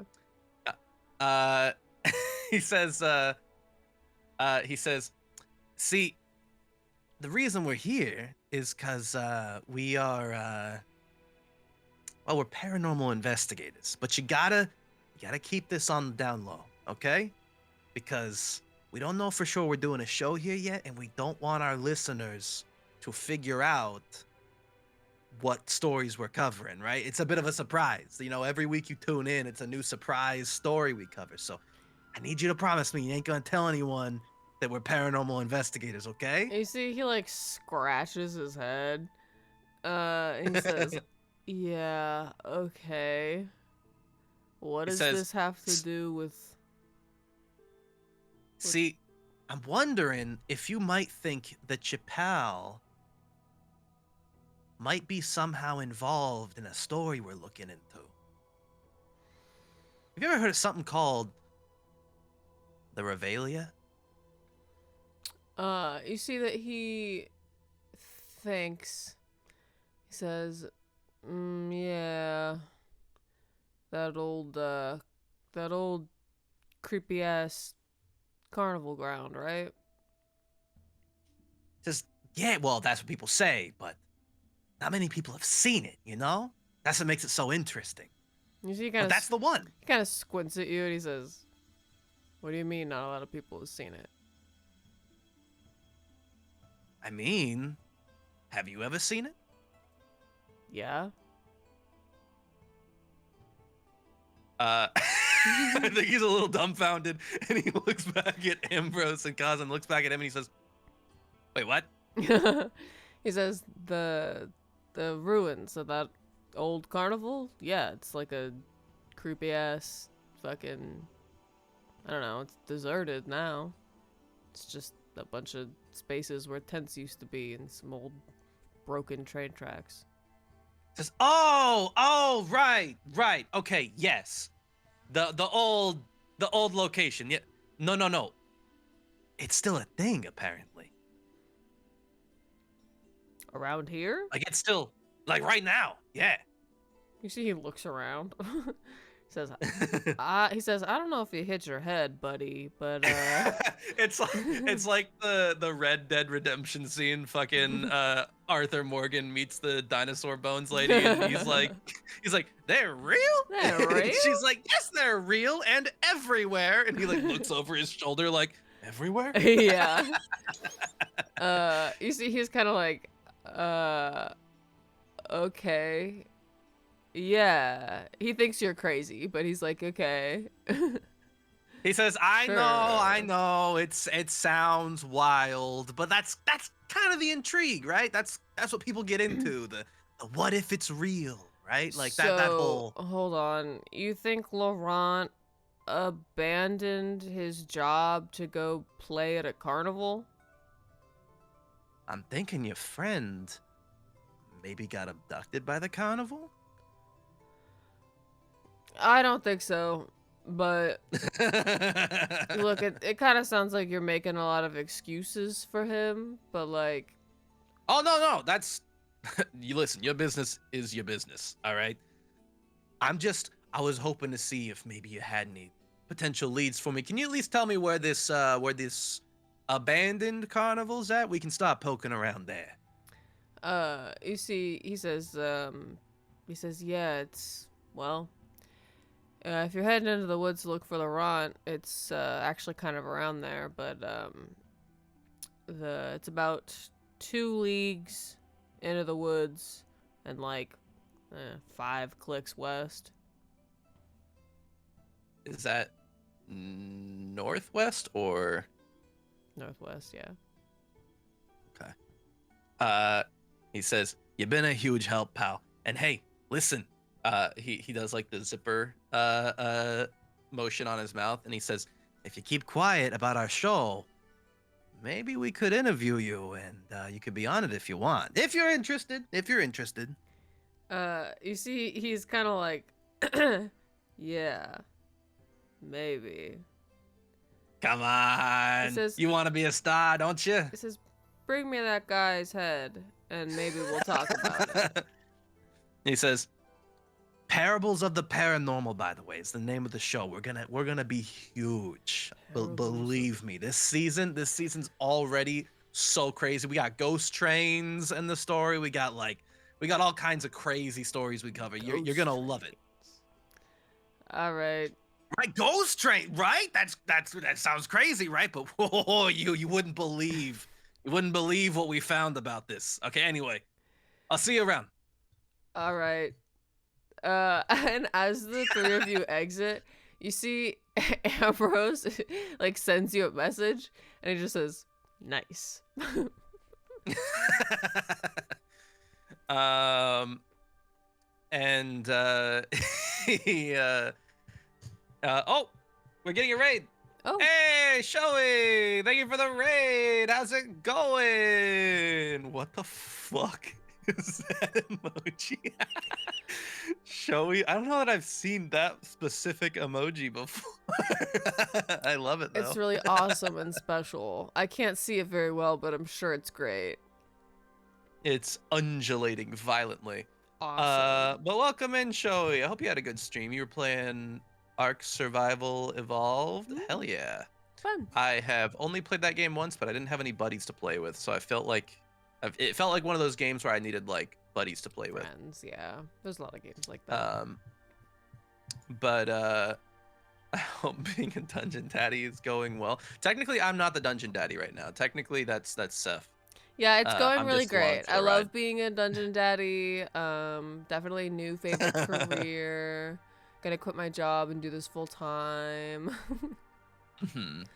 But you all caught us. Sorry, I'm trying to like not derail too much, just because like Seth has us on a wild adventure right now. But You caught us right as we're about to flee into the not flee, but go into the forest Running to from investigate. your life from this man who thinks you're fucking crazy.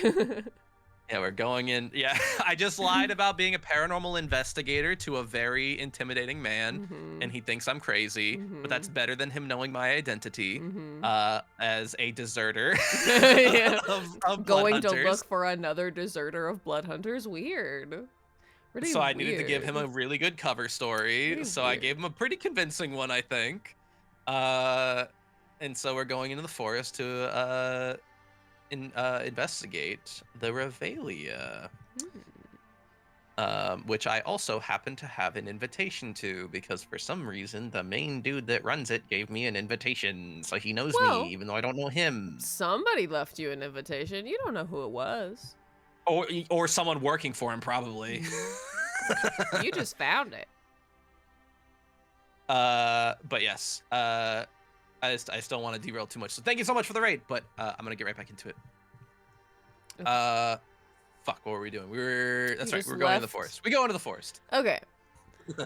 You foray into the woods. You see Kaz is like, as you guys leave that house, and Kaz is like, smooth, really smooth. Says, I'd rather he think we're crazy than find out who we are. Yeah, you did mention the Revelia, which was an interesting move, but I guess we are looking for it. But I specifically told him to keep tight-lipped about it, and he don't seem like a talker. Yeah, that guy doesn't seem like he talks to many people.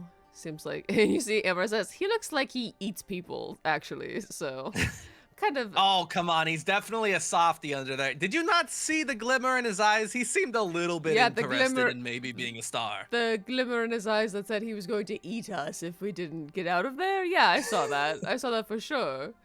Did he not seem interested at all? I thought I persuaded him to be a little bit interested. He was entertaining the idea because he was like, what is this fucking wacko talking about? Listen. Big tough guys always gotta front like that. Like they're too cool for whatever things go. Deep down, he's kind of hoping we find something so he can be on a radio show. You see Kaz is like, yeah, I'm sure that's what it is. I'm really sure. Listen, I know people. That guy, he wants to be a star deep down. Are we looking for this guy, or we're just gonna hope that we happen upon him while we're looking for the Revelia?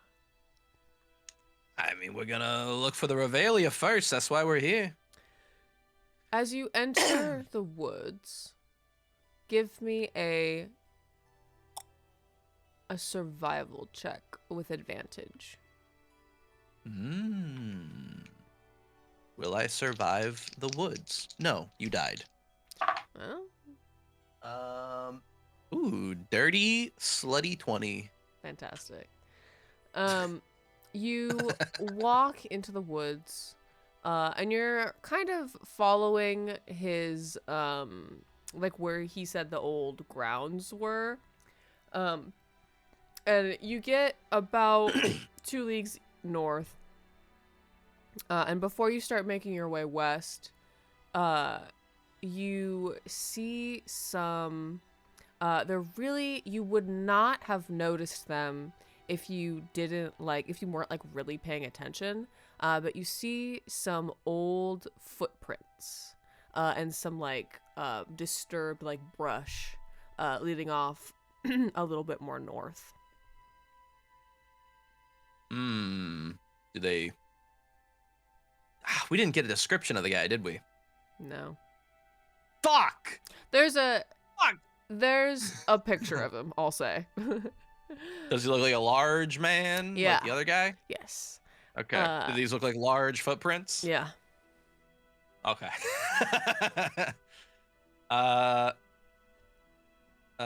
Elsane says, well, there's some large person coming through here, and we are looking for a large person. So... You see Kaz kind of kneels down and, like, looks at the prints and stuff. And he's like, well, it looks like whoever this was went this way. Do you want to follow this trail, or keep following that guy's directions?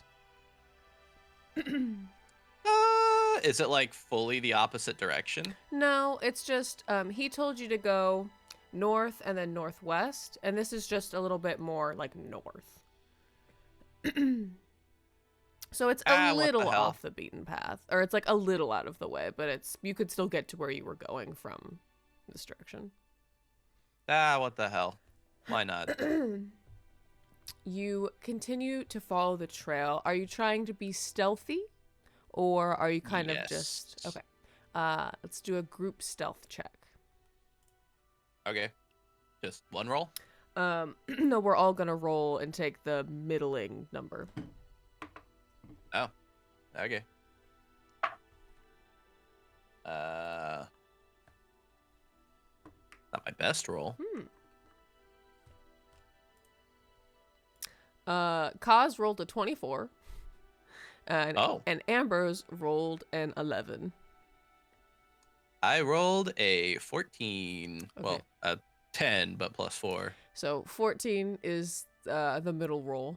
So Great. It's all down to me. you make your way through the forest. You're trying to keep silent.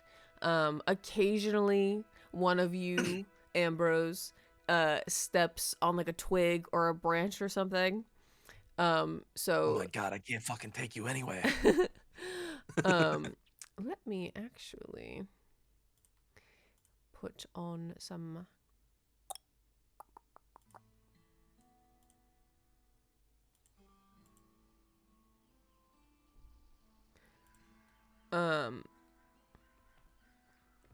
you see that as you continue to follow the trail, you see a clearing in the distance. And you see Kaz kind of like holds a hand out and is like trying to look through the trees. And he says, I think there's a cottage ahead. Looks like the tracks lead right to it. Do we see like any... Is there like a chimney with smoke coming out? Are there any lights on inside? As you creep closer to the clearing, let me show you what you see.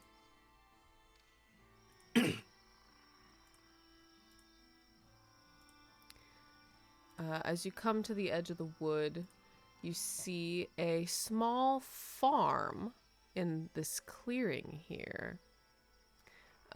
You see a little cottage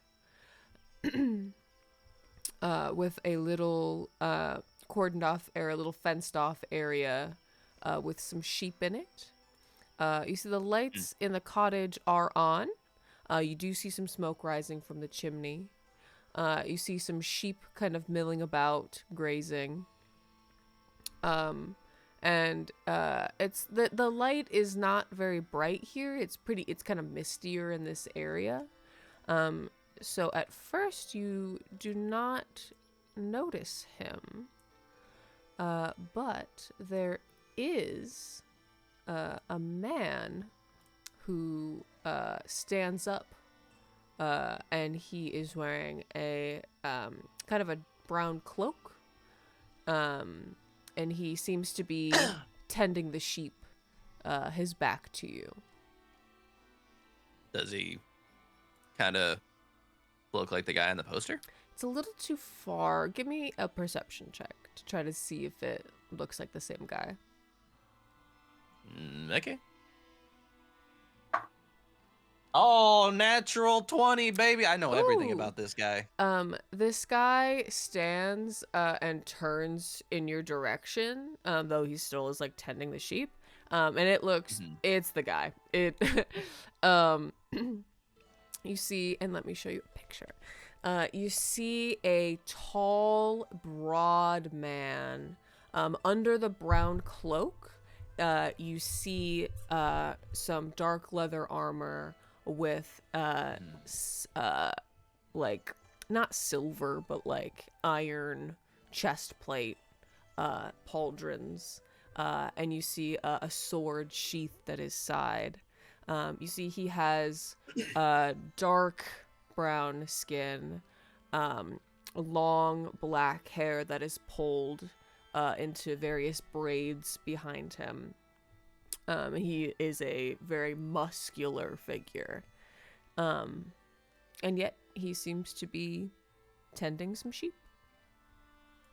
Ailstein, like, under his breath, is like, "You fucking for real? Like, they're looking for this? And, like, we found them in, like, 2 minutes. What the fuck?" He's in a goddamn cottage. uh, hmm.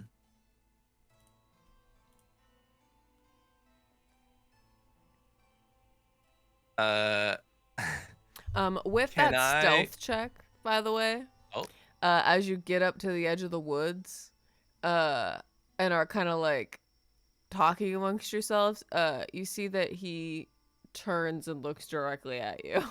Oh, he wasn't saying anything to them. He was like thinking that to himself. Okay, well, still, you rolled a 14 on your stealth check, and he rolled higher than that. I think immediately upon seeing him, he like kind of like nudges them both to like follow his lead. Mm-hmm. Can I like make sure to like, I think going into this, I like, have like been covering my sword with my cowl, just trying to like cover up our like weapons a little bit.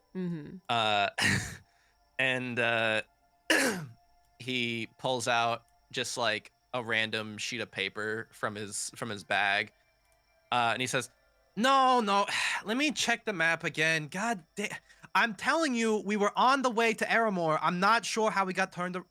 Oh, what the fuck? Hello.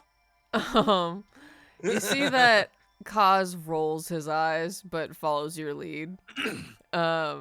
And you see Ambrose happily is like, yes, I do think Aramo, maybe it was that way. And you see that this man turns to look at you. And you see he kind of is like, it kind of dusts some dirt off of his hands. And he sort of looks up at you and he says, are you lost, friend? Says, I think so, actually. I'm sorry. Hi. We were trying to get to Aramore, and our train, it like, we've had a hell of a day. Can I just say, we've had a hell of a day. Our fucking train broke down, and they were telling us it was gonna be however fucking long. I'm trying to get to a wedding in town, and I'm terrified we're gonna miss it. Give me a deception check. With advantage, because Ambrose is like, the wedding is so important. My cousin is getting married, and wouldn't you know it, we're all part of the wedding party, so we must get there. Thank God for him helping me.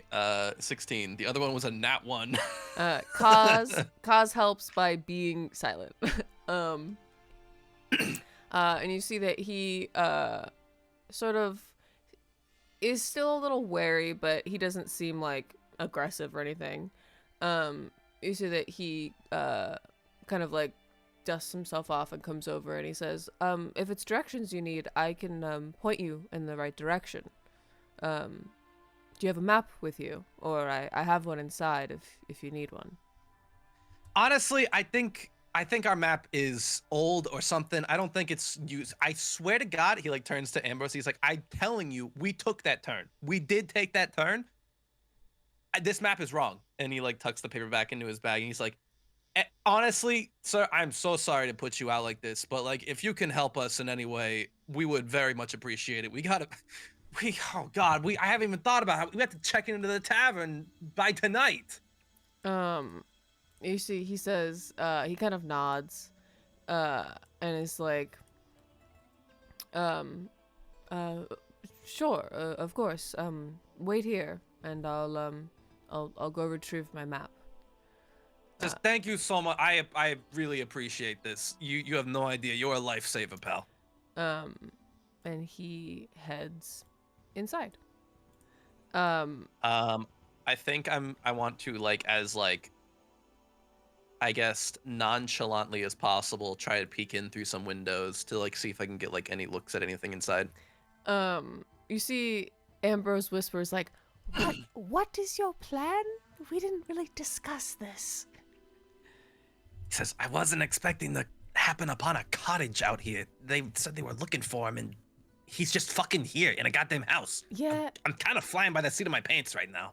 You see Kaz says they did say they were having trouble finding him, but I don't know. Yeah, exactly. They said he like vanished into nothingness or whatever, and here he is in a fucking house. Yeah, that's, you see, he like looks around and he's like, that is weird, right? Like, and you see Ambrose is like, hold on. And he very subtly casts detect magic. Mm-hmm.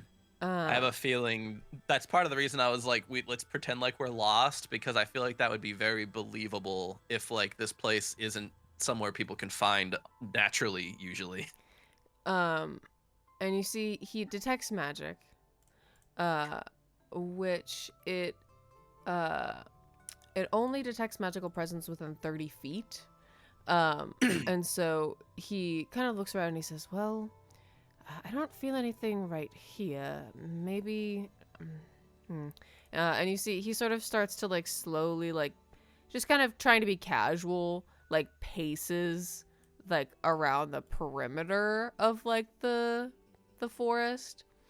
Elson's helping him by like being like, maybe we need to like, he's like talking a little louder now so that like if the guy's still listening you can hear. He's like, maybe if we can figure out the angle of the sun, we can like figure out where north is. Maybe we got turned around.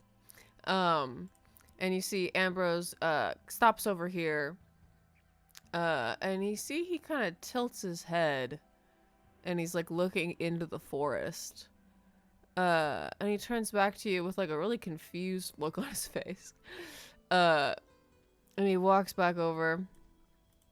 He says, well, there is magic around here, but it's weird magic. He says, well, it's a magical forest, right? Yeah. He says it's hard to discern because the forest is magical. I'm unsure if I'm just having a hard time detecting exactly what is here because everything is magic around here, or what. But I believe I am getting some sort of abjuration, possibly some enchantment, but that might just be the forest. It's hard to tell. I don't like the sound of that. Why were we able to get here if it's enchanted to keep people out? Do you still want to look in the windows? Yes, as nonchalantly as possible. You see that, give me another stealth check as you approach the window.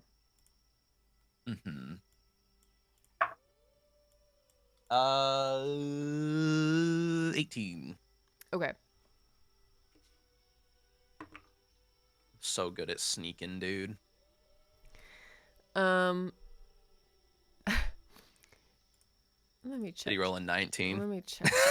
Let me just check something really, really quickly. Let me just check something really quick. Okay. It's okay. I can still talk my way out of this if he catches me. You see that you sort of nonchalantly pass by the window. And so I'll give you a look into just what you can see through the window. You see a small sort of house, living situation. You see a fireplace, a little living room and kitchenette. You see a bedroll on the floor directly underneath the window.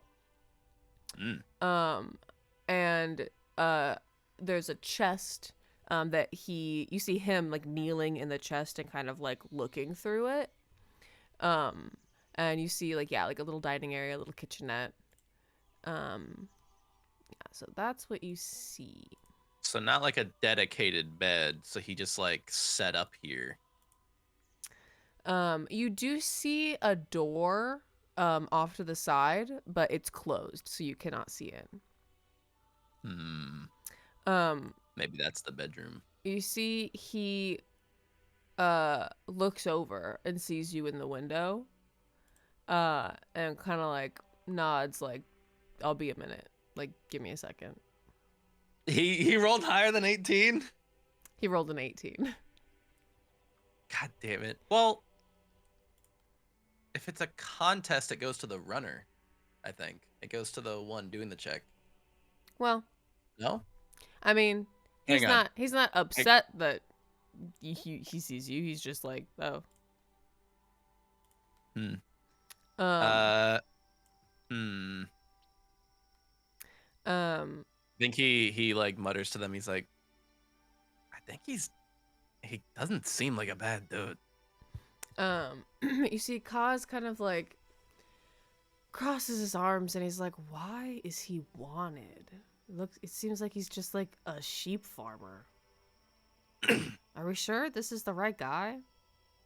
That's him, right? I mean, he was wearing armor and stuff, right? Yeah, under his cloak. He says, no, I think it's our guy. What I'm confused by is why we found him so easy. I'm wondering if maybe we ain't where we thought we was in this forest. And don't ask me what that means, because I'm not sure even I know. You see they kind of shrug and they say, well, what do you want to do? And you see him start to head towards the door to come back out. He says, hey, just follow my lead. Okay. You see he walks back outside with map in hand, and he walks over to you. And he kind of opens it and he shows you a map of the Verlorenwood.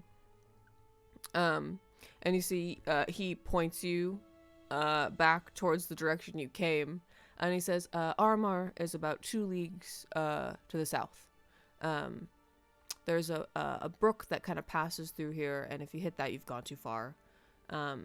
Shouldn't be too much farther. You're almost there. He looks at the map and he pulls out a piece of paper to like start like jotting down like little notes about like where they are and where he's like, so can you indicate like where are we on the map here? Like where?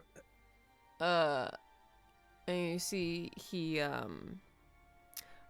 doesn't. You see he just does a general kind of circle, but nothing very specific. He's like, we're around here. Oh wait, around? He says, well, it's not, this is kind of a map of the whole of Verlorenwood. It's not, I can't be super specific. It's around here. I don't know he says, okay. I don't know the coordinates, sorry. Okay, sorry, I'm like, again, we're like, I'm on a time crunch, so I'm just, sorry, I'm very stressed right now. I'm trying to figure out exactly where we need to go. Sorry. Calm down, friend. It's all right. I'm sure you'll get to where you're needing to go. He says, oh, you say what did Ambrose said it was his one of his family members getting his married cousin. or something? He's getting married. His cousin. He's like, you say that, but you ain't hurt his cousin when she's pissed off, okay? He's like, I'm sure it's I believe you.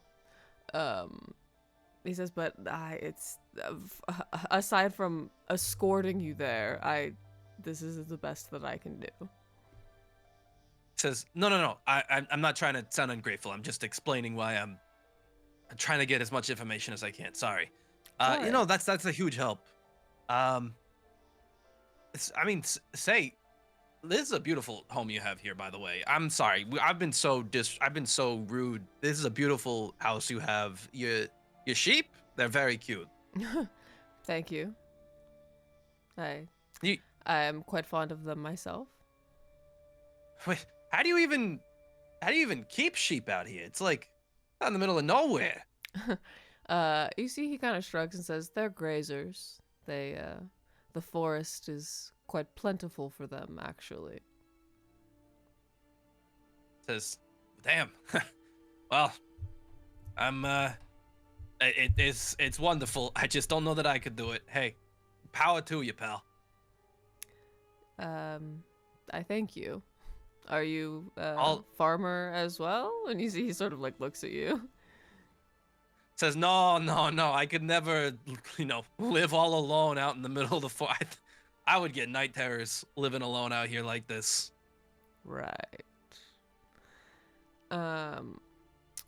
When is the next time you have to run ads? Because I realize it's 7:30. Yeah, we have 10-ish minutes before we have to. Okay. Let's do I was another, gonna let like, us We'll do another few and then finish we'll whatever take our this turn. was, and then we can take the break. You see he says, well, all right. Well, if there's nothing else, I bid you a safe journey to Armor. And as he's closer to me like this, does he look younger than he did in the picture? Older? Does he look Give me an different? investigation check. Okay.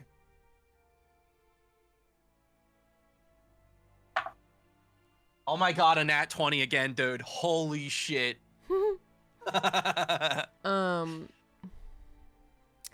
He smells like a wet dog. Okay. He is wearing armor. He's got a sword. It's, kind of hidden under his cloak a little bit, but you've noticed it. You notice that he's wearing a wolf necklace, and the eyes are rubies. And he is wearing iron armor, no silver.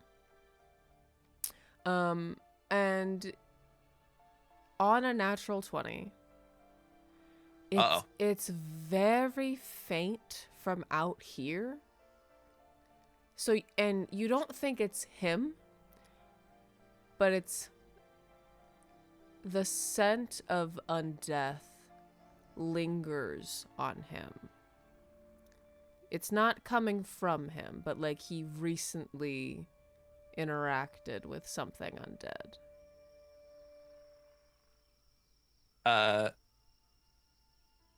I think he starts he like packs away that paper and he starts like he like tightens the straps on his bag and he says, All right, if we're gonna get to Aramore by sundown, we gotta hustle, fellas. And wait, y'all smell that? You see Kaz sort of like sniffs the air.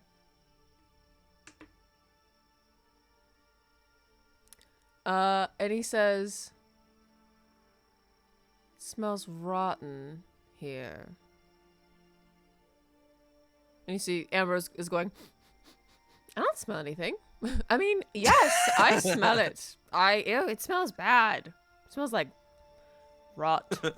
Is there some tree rot around here? He's looking at you like, am I doing well?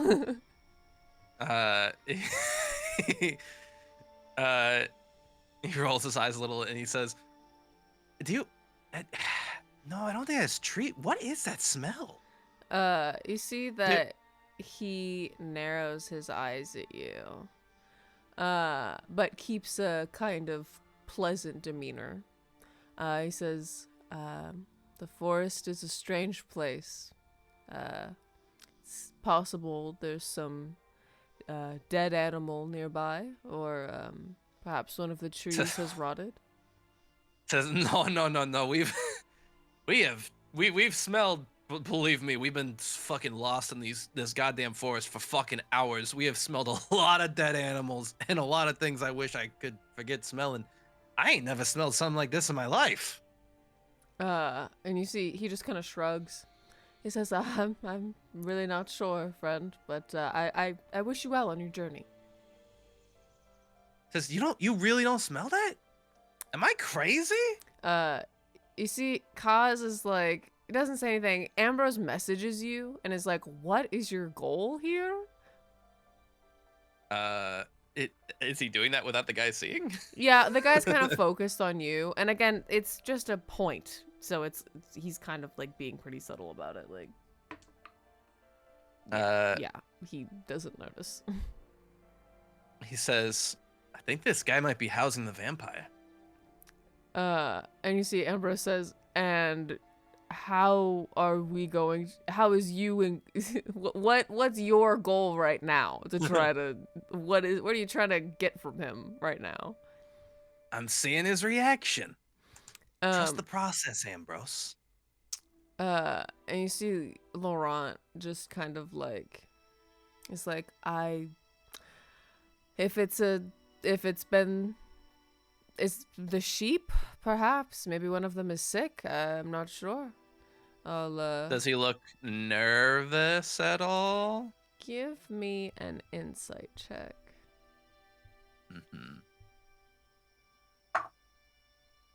14. He Not doesn't very good. look nervous. But you do see him very slightly sort of shift just a little bit more,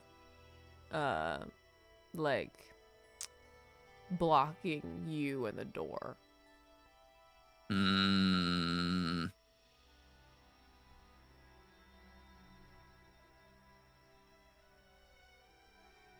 He says, "Is that all, friend? Or is there something else I can do for you? I'll ask that you be on your way, if not." All right. So, here's the thing. I am very curious as to what he's hiding. I'm pretty sure it's probably the vampire. My guess is the Order wanted him to fucking kill a vampire and like they didn't fucking do anything wrong or something. But I can't say for sure, chat. And on one hand, I think Ailstein doesn't give a shit. You know what I mean? On one hand, he's like, I'm not really here to fuck with this guy, and frankly, I couldn't give a less of a shit if he's a deserter.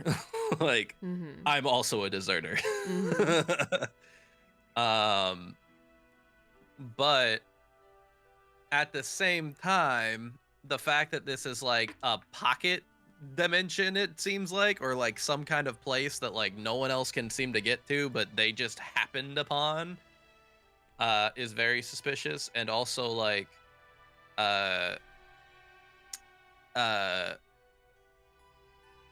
partially because like he's a little bit curious in that like, I don't know, he's never like personally encountered another blood hunter who was on the run like him.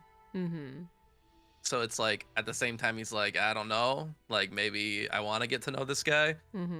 So I don't know, I'm torn. Are you gonna put it up to a which poll? means it might be a good idea to run maybe a poll. I don't know, I'm still a little torn on what Ailstein would do here. Because on one hand, he's kind of like, I kind of don't give a shit. This guy isn't hurting anyone. It doesn't seem like, at least. And apparently the oath he broke was that like he fucking let vampires live or whatever. Well, you don't know. You don't know what the oath But like is. they said he broke his oath, but like then all they said was like, oh, he let some vampires live, which also sucks. Which is like, I bet you it's probably like an oath of like, you must kill every vampire or something. I don't know. Point is, nothing there seems like all that important to him. So like on one hand he's like, who the fuck cares? I want to go to the goddamn Revelia and find my friends. On the other hand, it's like, well, why is this? I don't know. Like, what's the fucking deal here? And also like, maybe want to know a little bit more about this other deserter, since like he's never heard of someone doing this before. So chat, I've got a little poll for you because I could see Ailstein going either way. Will Ailstein leave the situation be, or is Ailstein going to investigate further? into what's going on. Because we could very easily just leave this situation well enough alone, and like this dude would not be any the wiser, because we've done such a good job of like fucking, you know, like hiding our situation, you know? Mm-hmm. He's apparently not suspicious of us much at all. Mm-hmm. You're starting to make him a little bit like, because you're being like, But yeah, "What?" Yeah, I But- pushed my luck a little bit by bringing up the smell, but like that's still normal. Being like that's something smells crazy, by the way. Mm-hmm. But oh, two to be friends. I need to know if there's yaoi going on here. Okay. Johnny's invested in the potential of a werewolf vampire romance going on. All right. Interesting. This is we're getting the alternate universe of Twilight where Well, don't say that. You don't know what's going on. You don't know what's going on. Don't say that. You don't know what's going on, and I would advise you to keep everything to yourself just until you learn the situation. Yeah. The gayer the better. Asterion is in there actually. Hope not. We're about to meet Asterion Baldur's Gate 3, and I'm my gonna be like, God. oh my god, Asterion, how are you? And he's gonna be like, I want to go kill children. And I'll be like, whoa, hey, I just met you. All right. Oh god, go in there. Yeah, Johnny really loves fucking slaughtering innocent children. All right. I'm joking. I mean, I assume so. Okay. Everyone wants him to investigate further. So I guess we're gonna finish this poll. And Ailstein's gonna press his luck a little bit. Okay. If I end up in a bad situation, this is all y'all's fault, okay? It's not mine. You voted for this. Wait, did you put the poll on screen? I did. I just took it off though. Oh, okay. I just wasn't looking. Okay. All right. I can't remember what the last thing he said was, but I think it was just like, you should be on your way. Yeah, he's basically been like, unless there's anything more I can do to help you, like I would ask that you be on your way now. He says, sure. He like sniffs a little more and he starts snapping a finger. He says, wait, no, I think I have smelled that smell before. Holy shit, what was it? Hang on, it'll come to me. Give me just a second. You see the like smile kind of start to falter a little bit. He's just he says, oh my god, it's the it smells almost exactly like fuck. I guess they're called ghost trains. The ghost train. We okay, you're not gonna believe this story. Remember when I said our train broke down? Our train didn't break down technically. It was a fucking ghost train. I know, right? Have you ever heard of that? a ghost train. You see, he nods and he says, I believe I've heard of them. Says, well, a ghost train was passing by through fuck, what was the previous town name? Fuck, I can't remember the previous town name. Ivywood? Ivybrook. He says, well, there was a ghost train passing through Ivybrook. We ended up on it. We just narrowly fucking jumped off there and saved ourselves. It was a whole thing. There was like this spooky lady that like helped us. It was crazy. But it smelled exactly like this on that train. There's like it's like, I don't know, what would you just, are there like fucking like zombies running around or something? What's going on? You got ghosts?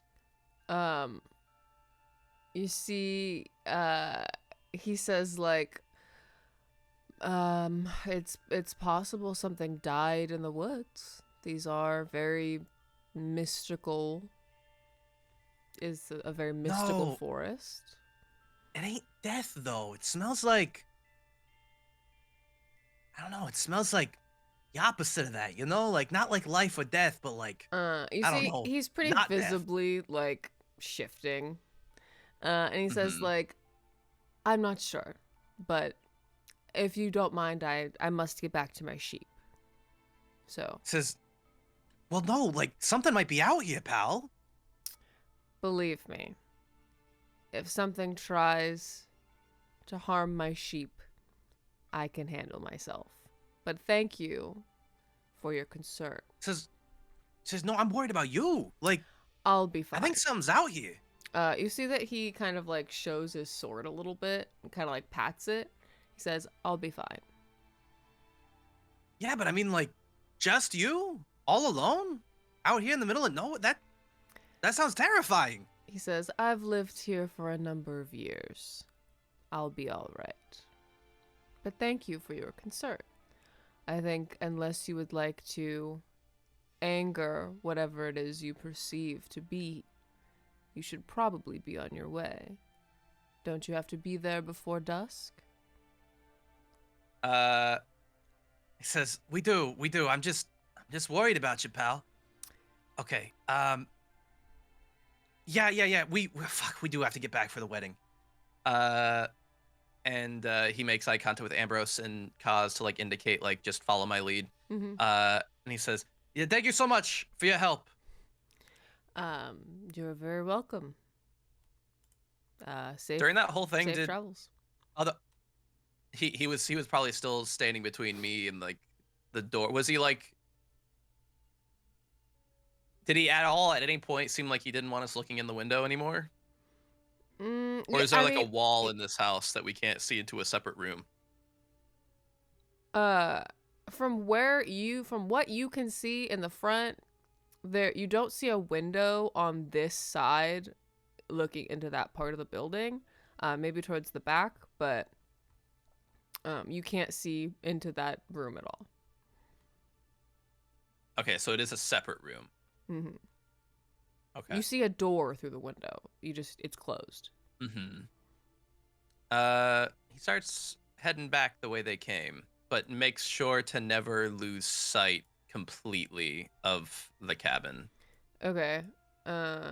You head back the way you came. You see that he walks into the house.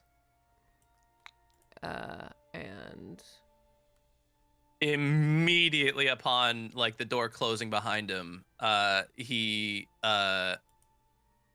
says, two of you go move up ahead, stay on the path, like the path we just came from, and wait for me there, okay? I'll be right back. You see Kaz is like, but you're already gone. He says I'll yell if I need help, but just stay out of sight. All right. They do as you ask.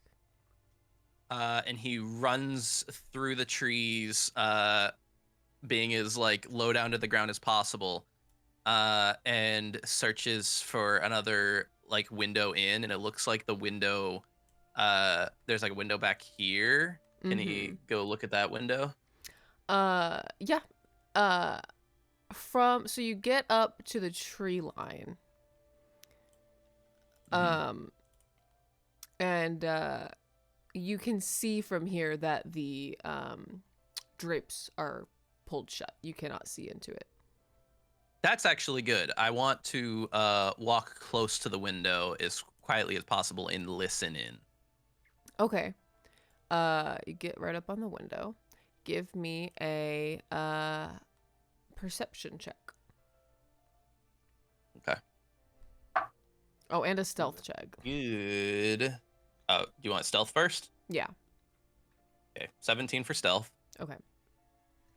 Oh, that's also pretty good. 14 for perception. Okay.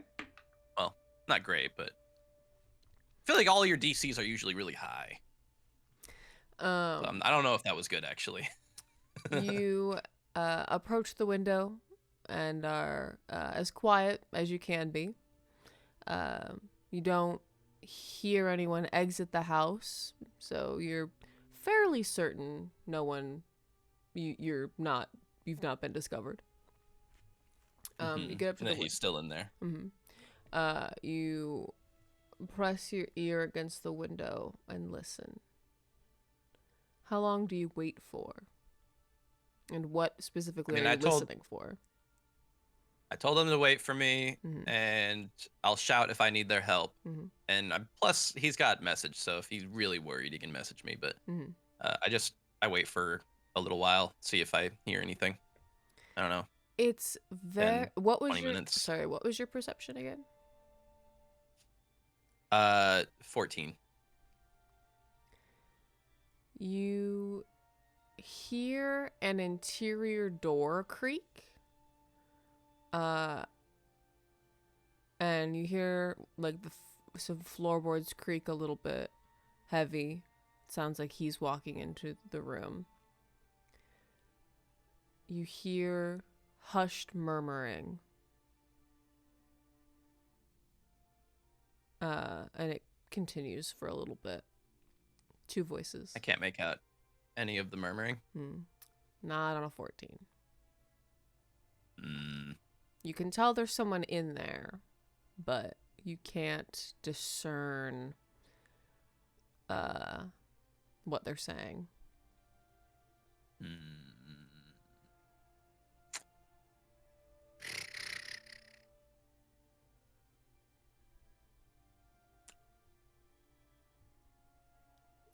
If you wait, if it gets to be exceeding 10 minutes, you get a message from Ambrose that says like, "Are you alive?"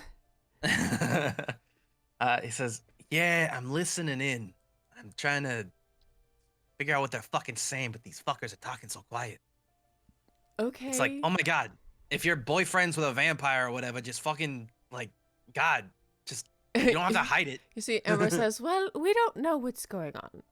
Should you maybe just be honest with him? Or I don't know how you're going to get any more information unless you get in the house."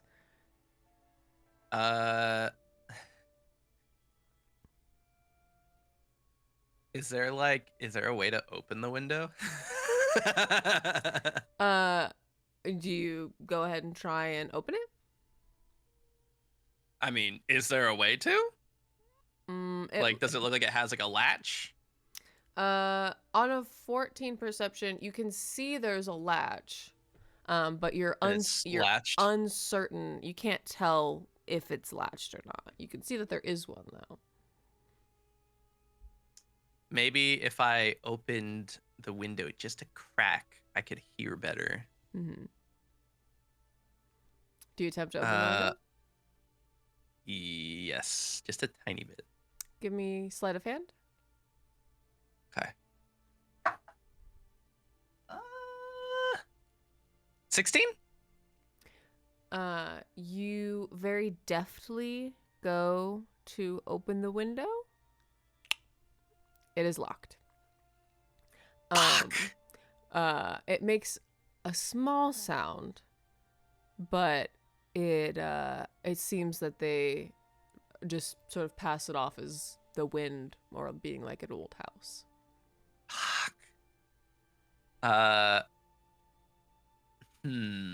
Would I be able... That's a good question, Lux. Would I be able to send Harry? I mean, what? Walk me through that. What are you expecting Harry to do? Like, lure the guy out or something. I don't know. Ooh, I could have Harry start scratching on the window. Ooh, that's actually a really good idea. Okay. Okay, so I dip down in a bush so they can't see me if they do open it. Mm-hmm. And I say, "Okay, Harry, listen very careful to me, okay? Remember when we was kids and you would and I'd have you scratch on the girl's side dormitory window to fuck with them? Mm-hmm. You're gonna do that again, okay? And if you do it, if you scratch on the window, you're gonna get 4 whole treats, okay? 4." And he holds up 4 fingers. Let me ask you a question. Uh-huh. Are you just hoping that they open the window? Yes. Okay. He's gonna send He's gonna send little Harry up to the window Mm-hmm. to scratch on the window, make a ruckus, and when they open it and see a rat, he's gonna run away. Mm-hmm. And so it's like, oh, it was just a rat trying to get in.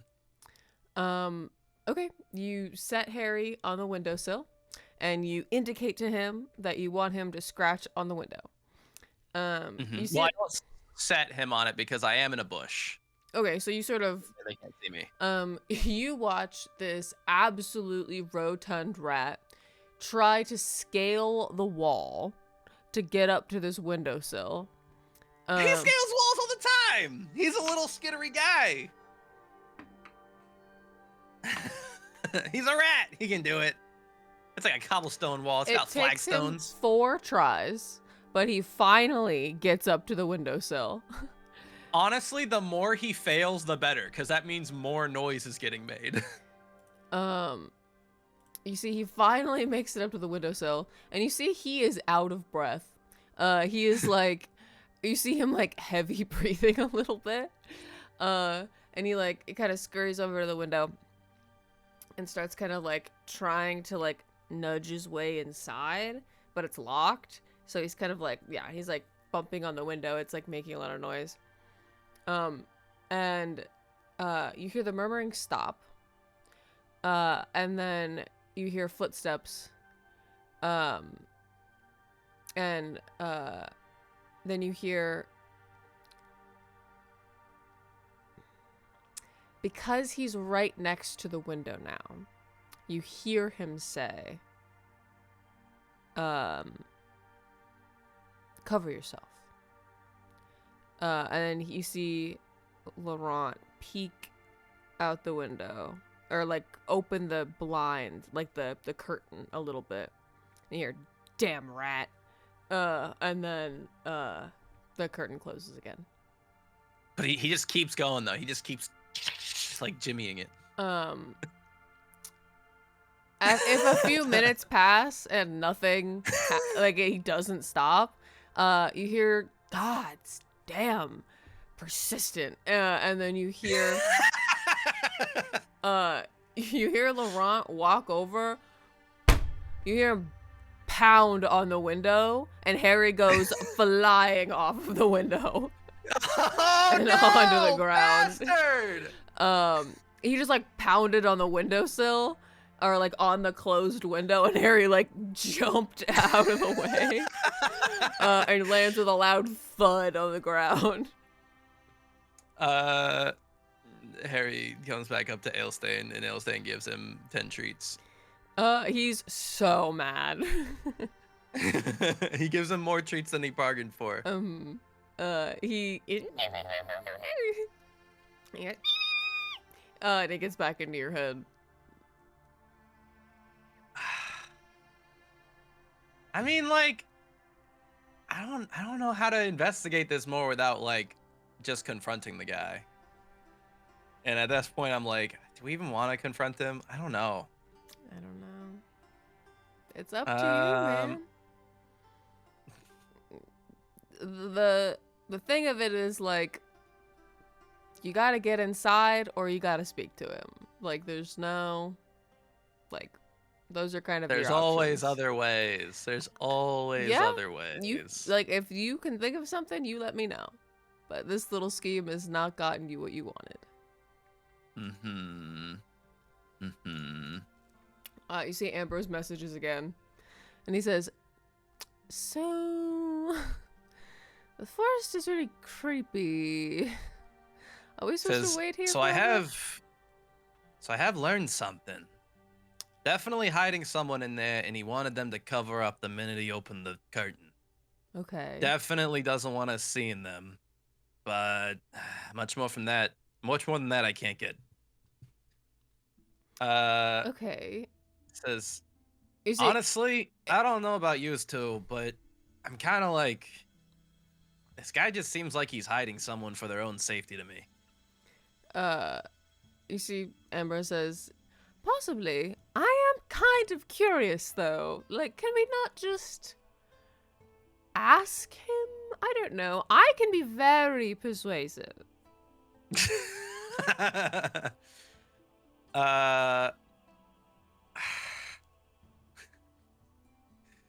I don't know. Do we just fucking go up and talk to him?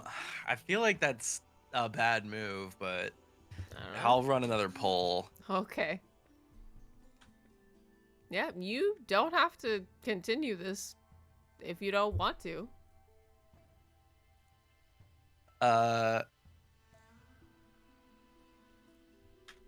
Do we fucking talk to the guy or do we move on and fucking do what we're actually here to do? Like, I'm at this point, I'm like, I feel like this doesn't fucking matter, but like, I don't know. Here, I'll put the poll in the chat. Do we fucking talk to the guy or no? And I just started the poll. Tis up to you, innit? You don't know. He could have some important stuff to say. Or something About what? interesting going on. I don't know. He's a blood hunter. He deserted, just like you. Mhm. But also, if you're more Yeah, interested but in it's doing like- other stuff, that's totally fine and understandable. I just don't know that Ailstain would care at this point. Cause it's just Mhm. like, well, he's clearly like hiding someone Mhm. for their safety. You know what I mean? Like, Well, you don't know that. You're making a Well, he lot told of them to come- assumptions. well, what other reason would there be to be like, cover yourself, hide? I But don't he's like, know. he's protecting someone. Like, Is he? I can't think of any other reason that he would be like, hide yourself, protect yourself. I don't know. He's probably like housing a vampire or something. And all right, everyone wants me to fucking talk to this guy. I'm I just saying. it feels.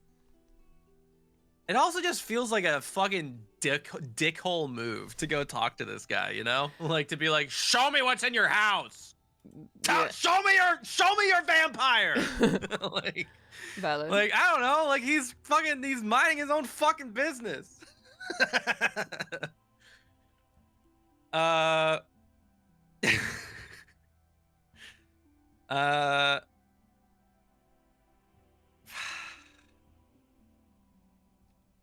I guess we have to talk to him. Everyone really wants me to fucking talk to him.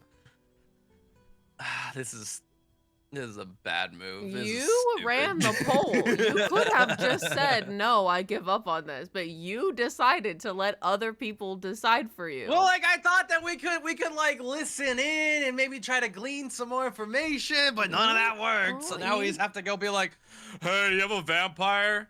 You didn't roll well. I don't know what to tell you. That's just how this game works. I did roll. I rolled a 14. That was pretty good. Yeah, but All right, whatever. Fuck it. We walk to the front of the fucking house Okay, and knock on God. the door. Well, if you're gonna be mad about it, like just go do something else.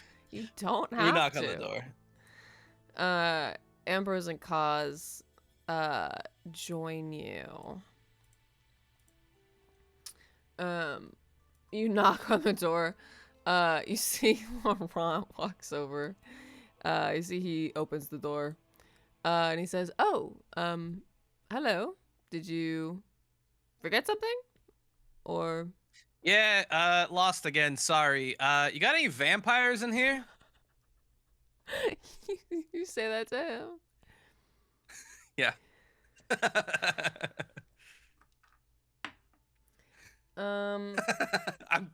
I think he's just getting irritated at this point. He narrows his eyes at you. And he says, "No." But his voice Real his convincing. voice kind of cracks at the end. he says, "No." No. He Vampires. What the hell are you talking about? he throws the wanted poster on the floor in front of him and he says, "We ain't trying to take you in or nothing. I'm just like, come on, man. You got a vampire in there." You see that he looks at it and he looks up at you and he said, "Your plan was..." What was the plan? You left and then you came back and then... Oh, the rat thing was us too. I've been investigating you this whole time, but you're fucking Oh. you're whispering everything you say in there because you got like a The rat. secret vampire or something. I gotta know what's You- going on. It's driving me crazy. Like, holy shit, I'm not taking you in Roll- or nothing. I want to know what the fuck is going on. Roll persuasion with advantage.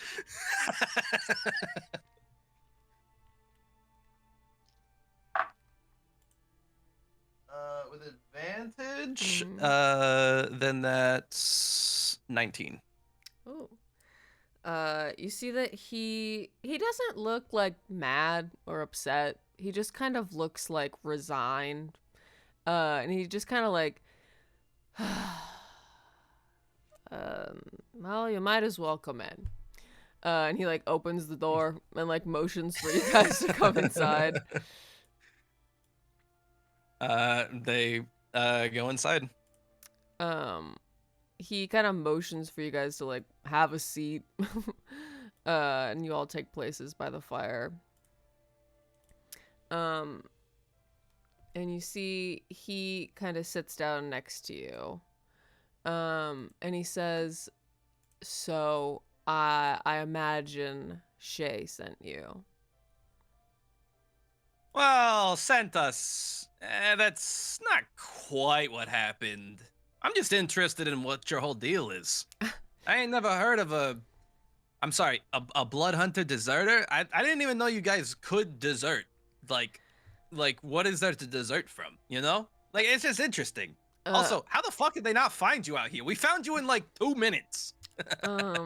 You see that he says, well, deserting from the order that I pledged my life to, and that it's a long story. I normally wouldn't tell you any of this, but this is kind of an unprecedented situation, so perhaps you'll give me... Oh, again, like, if I wanted to, like, turn you in, I could have turned you in, like, 50 minutes ago. Like, honestly, I'm just talking to you because I'm sick of dicking around. This is getting irritating.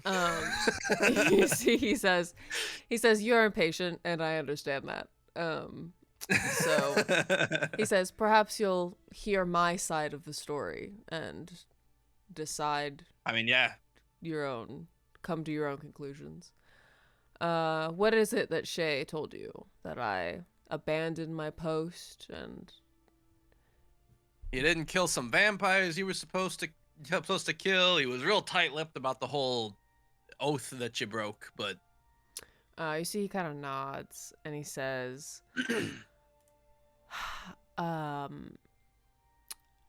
I have been a blood hunter for many years.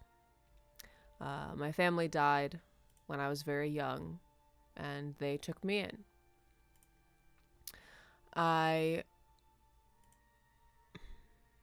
They gave my life a purpose when I was really lost, and I took that very seriously. I cared about these people. They were my family. It wasn't just we were in the same guild or the same order. Those are my brothers and my sisters and my siblings, and that is my family. I grew up with them, so that was kind of all I knew for my whole life. I never questioned them. He says, I never questioned them. I never questioned any of the jobs that I took. I did my duty diligently. I always got the job done. But, well, this last job was different. I was hired to clear out a keep of vampires. And, let me guess, the vampires didn't exactly need killing. He says, oh, no. Oh, they needed killing. Oh, that's for sure. No, they were terrible. They were kidnapping poor travelers. And... he says, well, sorry, let me rephrase that. There was one vampire that didn't need killing. You see that he nods. And he says, I guess it's just best to show you. And he walks over to the door. And he opens it. And at first you can't see inside. He says, like, it's all right. Just, it's okay. You can, I think we can trust them for now. Oh, is it a child? And you see. All right. No, no werewolf, vampire, yaoi boys. It's a God damn it! It's a child. Boo! You Tell see. the child. Well, that's why I was like, don't jump to conclusions. You see a little girl. She has long blonde hair, very pale skin. She looks to be about 9 years of age. She's got her hair wrapped up in a little bow, and she's kind of clutching a little stuffed animal. It looked like she was playing dolls on her bed. And you see she kind of like gets up and peeks around the corner. And you see her eyes are yellow, not red. And she kind Does that mean she hasn't drank human blood? You would know that, yes, that means that she is not drinking human blood. And you see she kind of like looks at all of you. Oh my god, I made that exact joke on like the first episode of this campaign when Ailstain was like, when Ailstain and Amber showed up at the keep and was like, yellow eyes. Yes, That yeah. means they ain't drank human blood. It's true. I don't know what you want. It all comes full circle. You see that he sort of is like, this is Guinevere. And you see she kind of like sticks her head out and she says, hi. She says, are you nice? Says, hi, Guinevere. He does that thing where like I imagine she's pretty short, right? She's 9, so like she's like a little kid. Yeah. He like does that thing where he squats down when you're talking to a kid. Goes, hey, Guinevere, I'm Ailstain. And she just looks up at you with like big yellow eyes. And you see she smiles at you and she's got 2 little fangs. She says, hi, Ailstain. That's kind of a funny name. Says, yeah, well, I'm kind of a funny guy. Okay. He says, these are my friends, Ambrose and Kaz. You see that she like walks out and stands next to Laurent, although she kind of stands in the doorway. You see that this room is covered in like curtains and stuff, so no light can enter the room. And you see she's kind of like standing like out of the way of the light. Laurent goes and like closes the rest of the curtains in the house. And you see that Kaz, you look over and you see Kaz staring at her. And you see she kind of like looks around and looks at him. And there's a brief moment, not even brief, there's actually a long pause of a moment where the 2 of them just stare at each other. And you see Guinevere slowly like scooting behind Laurent. And you see... All right, bro. All right, bro. She's a kid. She's not going to hurt you. He looks at her. And he like kind of like steps in front of her and is kind of like, what's happening? And you see she says, are you gonna hurt me? Says, no. Actually, I was well, she's talking to Kaz I was just specifically. Oh. Okay. Says, no, right? He says no. And then he turns his back to her and faces Kaz. He says no.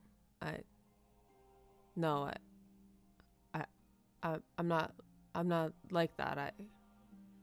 And she kind of is like looking at him really curiously, and she says, the other ones hurt me. And he says, well, I'm not like them. And you see she says, will you play dollies with me? Oh. And he says, sure. And she like walks up and like hands him a doll. It's like a test. She walks up and like hands him a doll, and he like gingerly picks it Wait, up. she does? I thought she had to stay out of the. Well, Laurent went and like main- closed all the blinds.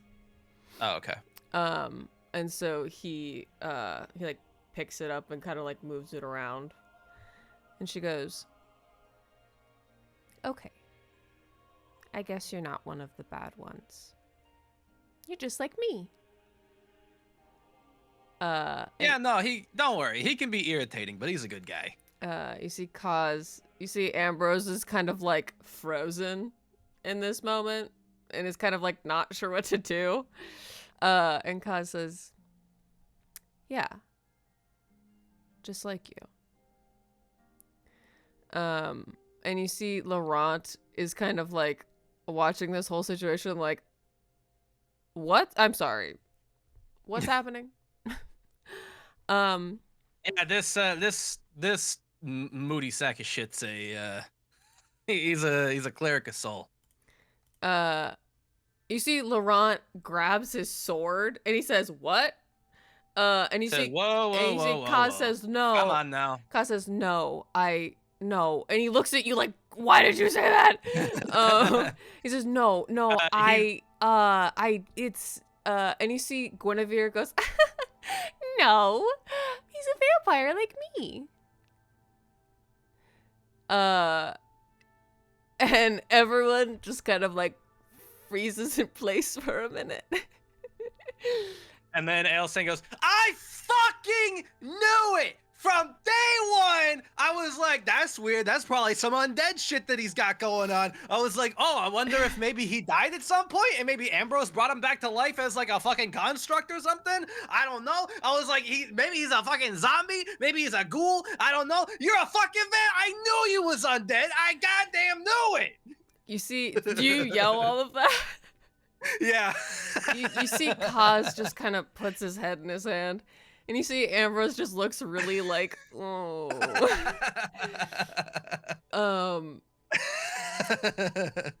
He says, and then he takes his breath and he says, sorry. It's been fucking eating me up the whole time, whether or not to bring it up. But holy shit, it's like, you know, like when like the drop happens in a movie and you're like, I fucking knew it was like that. Sorry. I'm realizing now that was a little rude. That's my bad. You see, Ambrose says, "Oops," and Kaz goes, "All right, well, this isn't really how I wanted this to happen, but I guess we can have this conversation now." And you see Laurent like leans up against the wall, like, "You're a vampire and you're a cleric of soul?" And he says, you see Kaz holds up a finger and he says, "I'm not a vampire. I'm a dhampir. There's a difference." Yeah, he's like a diet vampire. And you see Laurent says, "Well, as you're walking in the sunlight, so I can see it's not quite the same." And then he says, "Dhampir, were you born Dhampir?" And you see Kaz shakes his head. And he says, "No, I was turned." And you see Ambrose kind of is like, "Yeah, let's finish your story, Laurent, and then maybe we'll go into his afterwards." And you see he kind of nods and says like, "Story for a story, I guess."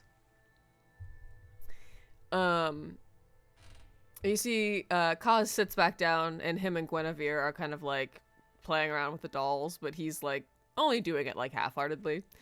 And you see Laurent says, "Anyways, I found Gwyn locked away in the dungeon of that vampire keep. They were starving her, just leaving her there to die. I didn't realize at first that they had turned her. I'd never seen a child vampire before. I didn't really know that was possible, to be honest with you. So it was kind of jarring. And I just couldn't bring myself to finish the job. So I brought her here, and I'm... Is she like hearing all this, or like are we talking out of earshot? Because I feel like maybe we don't say all this in front of the kid about how we were gonna kill her. No, she's here, but like she seems like she already knows all of this. Like she witnessed it, experienced it, so she knows. Okay. And he says, I'm just trying to give her some semblance of a normal, peaceful life. She's never drank, human blood. She only feeds on the sheep that I shepherd. She didn't ask for this. She deserves a chance to live. But my family disagrees. Says, hey, you're not getting any arguments from us. Listen, blood hunters, and they ain't no friends of us. You see, he says, it wasn't an easy decision to make. To betray my family like that. But I don't regret it. And, I don't live forever, but I'll live hell of a lot longer than most. And I intend to give her the life she deserves, or die trying. You're not the first person they've sent looking for her, and you're not going to be the last. But I'll be damned if I let them take her from me. Okay, so they did find you then. Like, this isn't like some kind of magical clearing where they can't find you? He says, well, I've put wards up around the clearing, but the magic of the Verlorenwood is really tumultuous. They don't always work. There's gaps in them. It can make tracking us harder. A lot of people stumble upon this place, see a sheep farm, and keep moving. So it's been a good cover so far, but I think it's only a matter of time before they find us, unfortunately. I'm just kind of waiting for that day, I guess. He says, we was contracted to come looking for yous, and they didn't say you had to come back alive. And we could just lie to them. They want my head as reward. You can't fake that. I mean, what if your head's unrecognizable? You see, he says, are you planning on killing someone else and bringing them their head? I mean, I don't know. Hey, listen, I don't know if you've pieced this together, but we ain't here for a wedding or nothing. I gathered. We technically haven't done so yet, but I get the feeling at some point we're probably going to end up having to kill someone. So I'm just saying, if we end up with a corpse, maybe we just, I don't know, torch it and say, hey, it was him. But we had to light him on fire or something. I don't know. You see, he says, well, if that ends up happening, let me know. And you see, he says, but that's my story.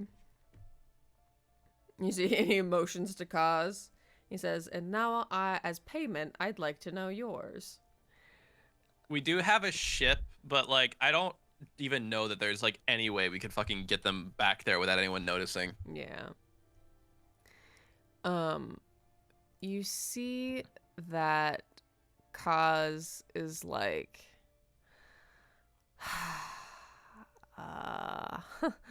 he says, I don't really. Elstain's also very interested. Yeah, he he's says, like staring at him like, he says, do tell. He says, he goes and stands next to Laurent, and he's just like leaning against the other post, and he's like, yeah, do tell. You see, yeah, Guinevere's over here playing dolls. You see, Kaz is kind of like, I don't even know where to start.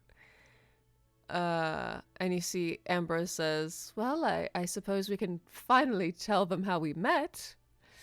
And you see Kaz nods. He says, "Yeah, I guess so." You see Kaz says, "I was a cleric of soul. I was a member of the church in Rian.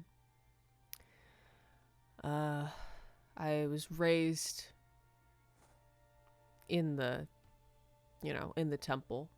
My parents were clerics as well. Well, my mother a paladin, but same issue. Soul was my whole life. I was her dutiful sword, and I did as she asked of me. Mostly I was a healer. When I was young, there was a plague, and well, it was rough. We lost a lot of people, but I took pride in those that I was able to save.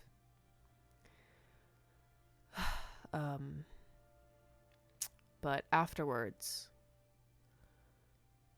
we caught wind of some interesting information. There was some new vampires in town, apparently. There was this vampire lord who, I guess, had it out for Soul. He organized an attack on the temple as an act of rebellion against her. And unfortunately, I was there.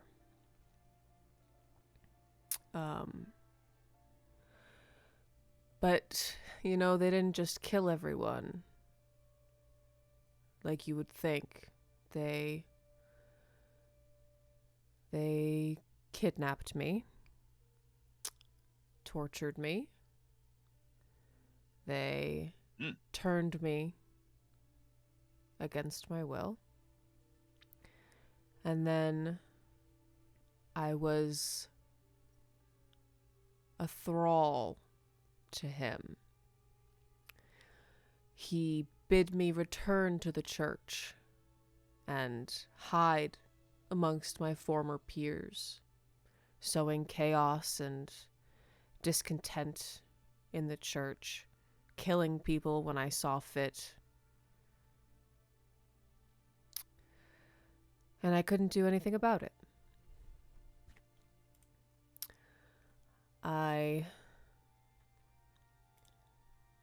was trapped. And I did a lot of bad things. Killed a lot of innocent people. And you see Ambrose says, and around this time, I was new to Rion, and looking to make my way up in the world. I was just contracted with the council to be an apprentice historian. And I just happened to be researching vampires at the time. So when the attacks happened, I was hired on, and I was part of a team that went into the church to root out corruption. And, well, we found cause. We found cause at the heart of it. They wanted to kill him, but I bid them give him a second chance. Let him help us. He gave us the information we needed. We were able to... You see, he, looks at Guinevere. He says, depose of his former master and set him free from his thraldom. He earned the right to continue to live, though he His reputation was ruined in the church, and Soul cast him out. So She got a way of doing that. you see, he says, I owe Ambrose my life. He saved me when he didn't have to. So they are boyfriends. he says, so I pledged myself to his service. And I shall be his shield and his sword and whatever else he needs of me until I die. That is the gayest backstory, by the way. Abandoned by his god, so now he's in the service of this man. Bro, they are gay. And you see that Kaz takes his gloves off and shows his scarred hands.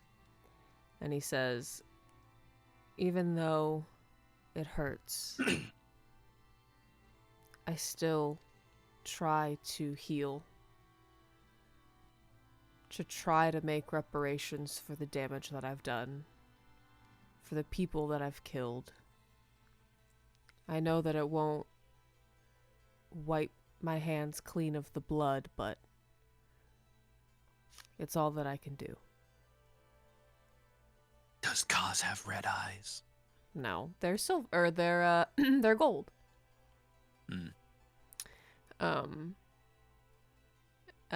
All right, Edward Cullen, you're being a little dramatic. No, I'm kidding. And you see that he like looks at you and he says, it's not that I didn't want to tell you, it's just, not really an easy story or something you say to someone you don't know super well. He says, Kaz, I don't know what about me makes you think that I would have given a shit one way or the other. We adopted a hag, bro. He says, well, when we first met, I couldn't have known that. But as our time traveling together, it has become abundantly clear to me. And you see Ambrose says, and at that point, it was kind of just like, we weren't sure when to bring it up or so we were just waiting for the right time to talk about it.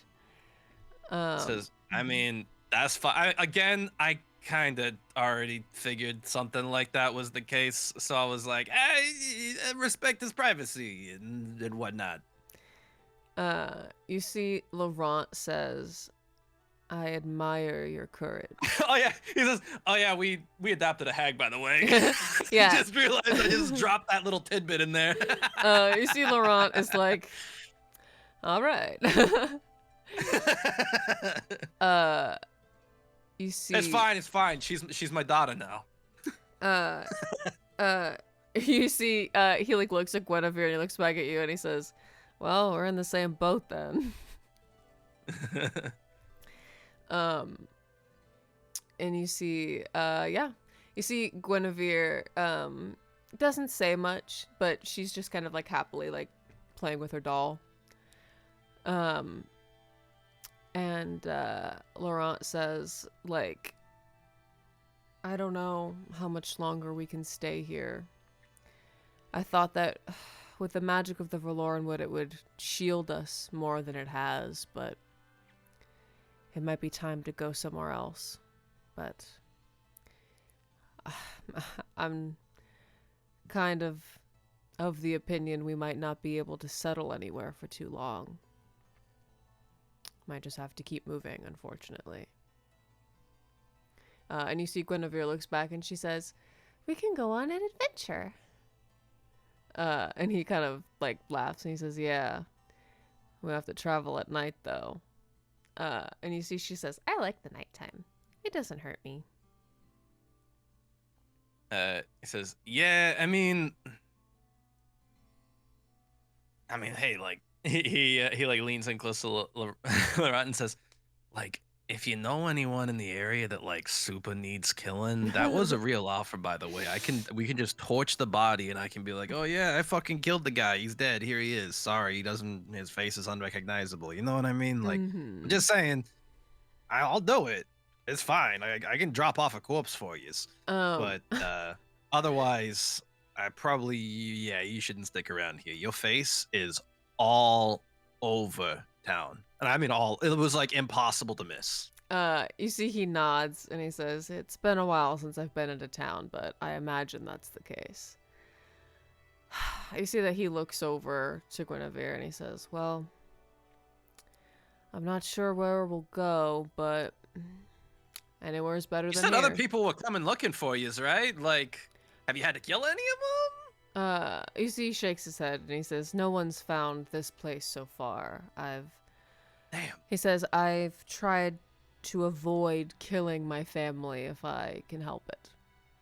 I'm just saying, like, if we, again, looking for a way to execute on that plan. Anyway, sorry, go ahead. Kaz says, "So, just so you know, he says, I don't worship Soul anymore. You know, that's, I wanted to, you know, afterwards, she abandoned me, but I thought that I could, I don't know. I thought that even though I was like a Dhampir, I thought maybe I could still be in her service, but she ousted me. My God, are you actually a cleric of Nyx? Are you actually? Is this temple. what you're about to tell me? No. He says no. He says, Okay, I was about to be so irritated if that was the case, but thank God it's not. you see that he said, he kind of looks at Laurent and he says, well, he says, normally I wouldn't say this in front of someone we just met, but he says, but, and you see Laurent kind of shrugs and is like, at this point, and then Kaz is like, yeah. Kaz says, I'm a cleric of More. Death God. And Ambrose says, many aren't sure that More is even alive anymore after the fall. It is widely believed that during the fall, the catalyst of it was that death died, that More was slain, but she still has worshippers, so it's sort of unclear as to her status at this point, but she is considered a fallen god, as she did not side with Soul. And like Nyx, if the information were known, Kaz would be, you know, put to death. For several reasons. And you see Kaz says, yeah. He says, I'm... Fucking vindictive gods, man. So he is a grave cleric. And that's why he can do that thing he did on the train. Because that's a grave cleric ability. And so when you were like, what is that? I was like, well, maybe you'll find out one day. It was a really powerful spell. Yeah, it's not a spell. It's just a thing he can do. All right, yeah, an ability. It's called Path to the Grave. But yeah, it's like a channel divinity for him. Anyway, so he says, so now you know. And you see, Gwyn kind of laughs, and she says, I think that's funny. And he says, what's funny? And she says, well, you used to worship the sun, and now you walk in the moonlight. And isn't it more peaceful? And you see that he kind of like doesn't know what to say to that. He's kind of like, I guess it is more peaceful. He says, Dampier, you know, we can walk in the sun. We're supposed to be able to walk in the sun. But when I was first turned, it burned. I think that was her scorning me for daring to walk in her light. I don't know. Anyway.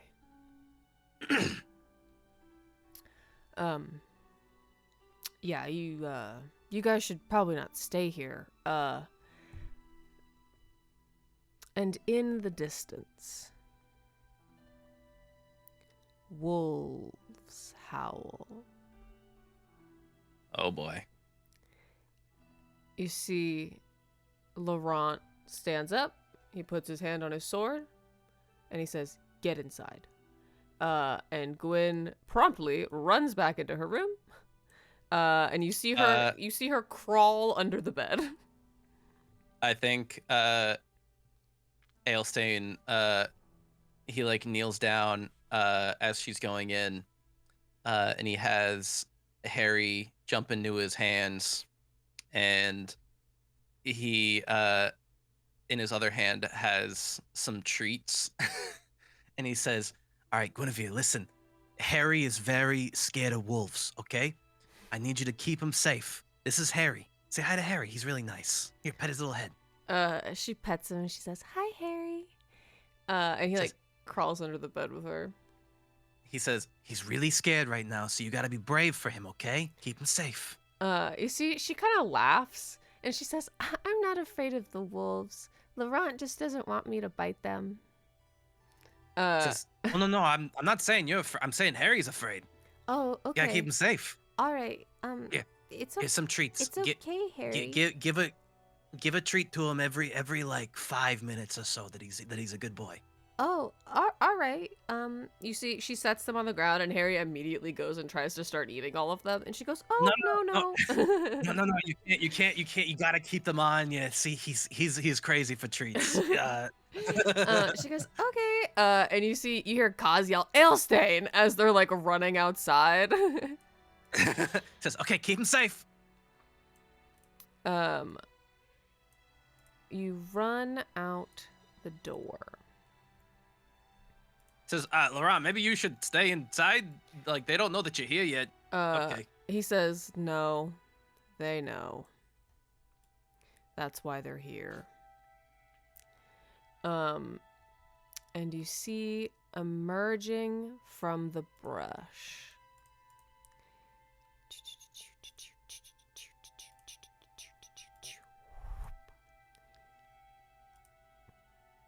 an ugly wolf. You see. Oh God, that's what you turned into? Ew! Oh my God. Fucked up. You didn't tell me your friends were so fucking ugly. You see 4 Lycans.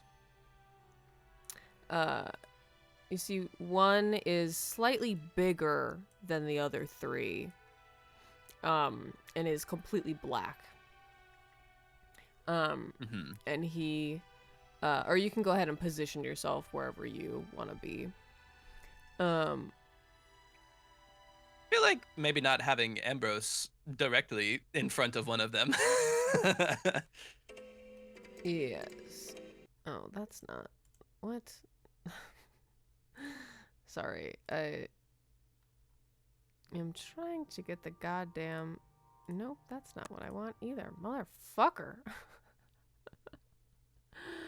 Oh God, your friends smell bad, dude. Why do they all smell like wet dog, dude? Jesus Christ. You look ugly, you smell bad. Why would anyone sign up for this? You see Laurent says, "You're not helping." And you see, He's just trying to demoralize them at this point. He's just being mean to them. you see, actually, so there's 3 wolves, and then one of them is Shay, and he still looks like a man for now. You see him walk out of the brush, sword in hand. And you see, I'll make him a little bit bigger so he's more like, you can tell which one is him. Oh God, and he's ugly even when he's human. And you see, he says, "So you found him after all."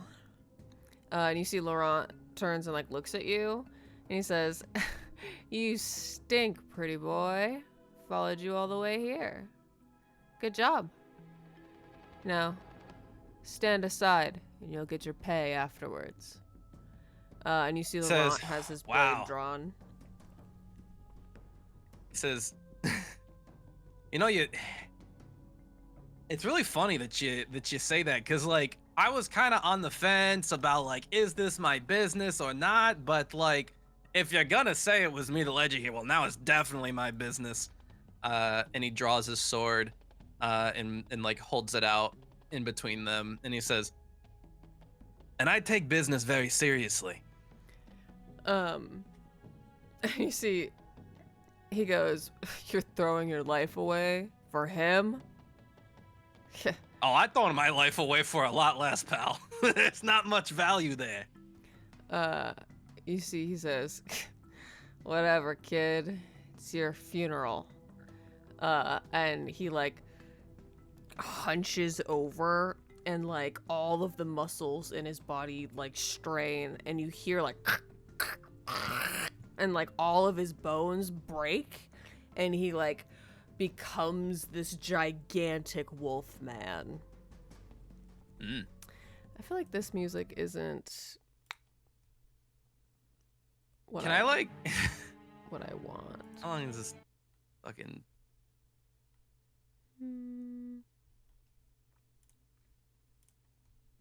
Could I have applied my oil of sharpness heading out here, by the way? Sure. Okay. I feel like I just haven't been fucking using this at all. Yeah.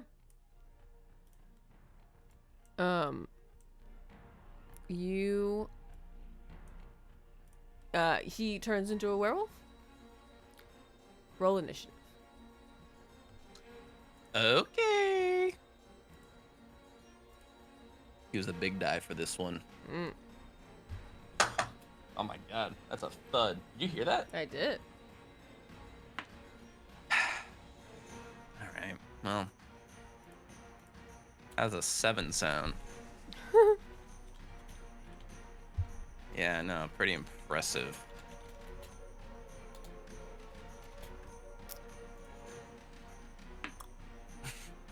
Well, it's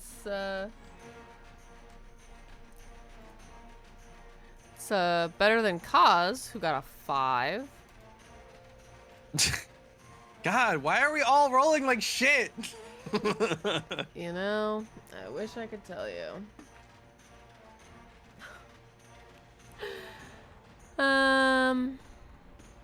And let's see, Laurent got a 6. Oh my god, am I gonna roll the best out of all of us? Yeah, maybe. And now let me roll for them. So Come on, Shay, guys, I'm fucking snoozing over here. So Shay is gonna go, or get an initiative, and then the other 3 all go on the same one. Okay.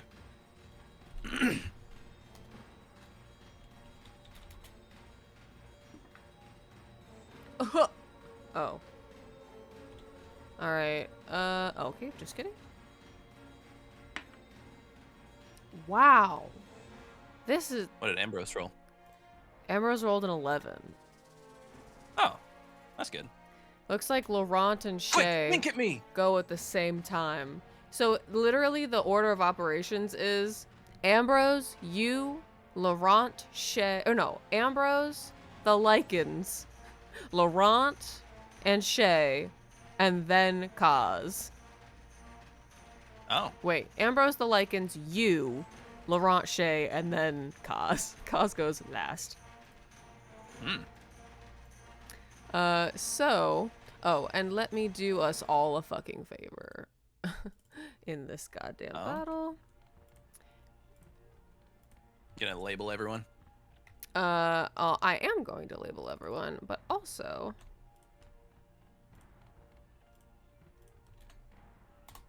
now that you know about Ambrose and Kaz,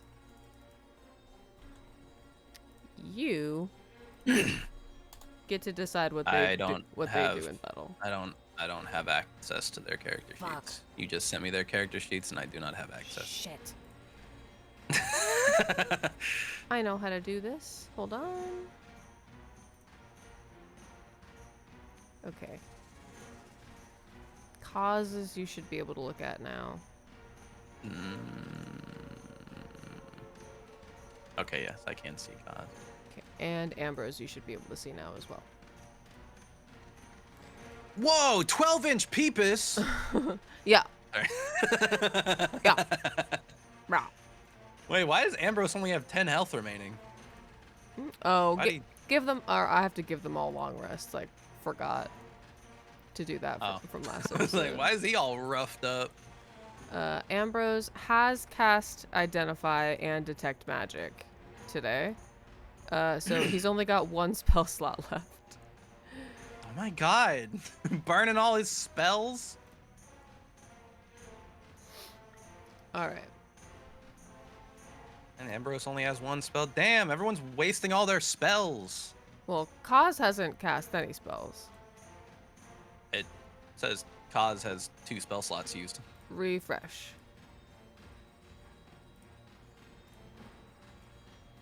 Refresh both of them. Oh. I just long rested them. Okay. Okay. And then, yes, let me mark them. God damn it.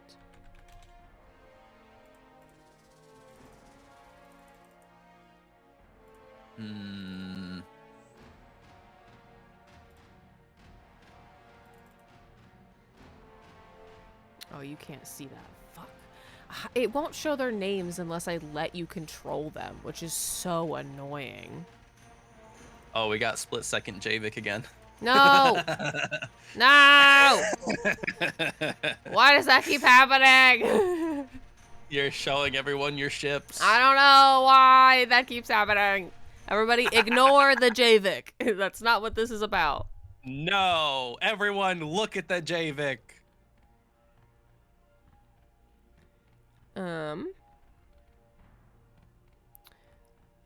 Okay, I'm just gonna mark them with colors because okay, this red one, no, that makes it seem like he's dying.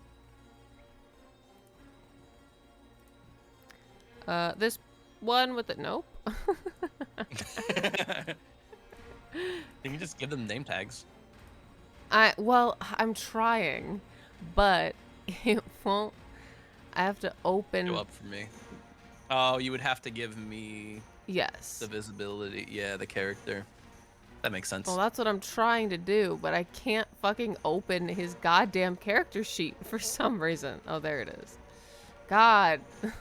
Okay, I'll let you fucking control them, but just don't. Oh, I'm gonna move them 1 pixel in each direction just to fuck with you. Alright. I did it. I moved him 1 pixel.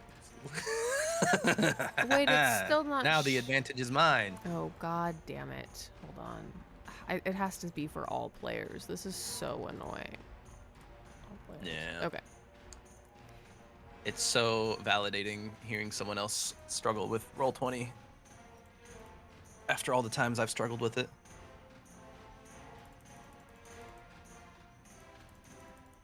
See, chat, I'm not stupid. It's actually frustrating.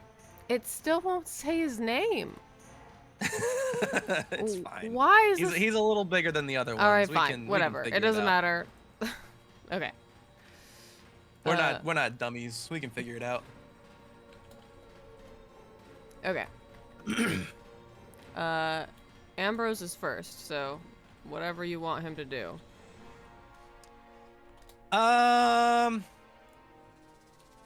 Let's. So I have full control.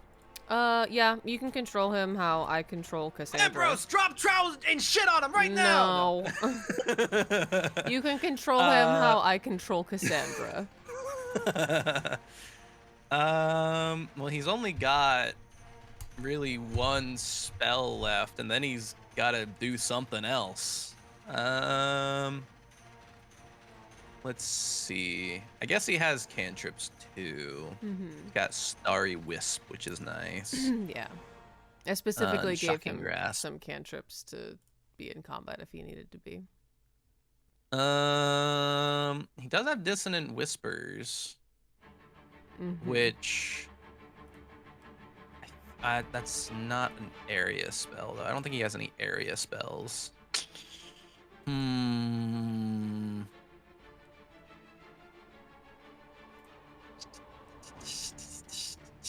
It would be super useful.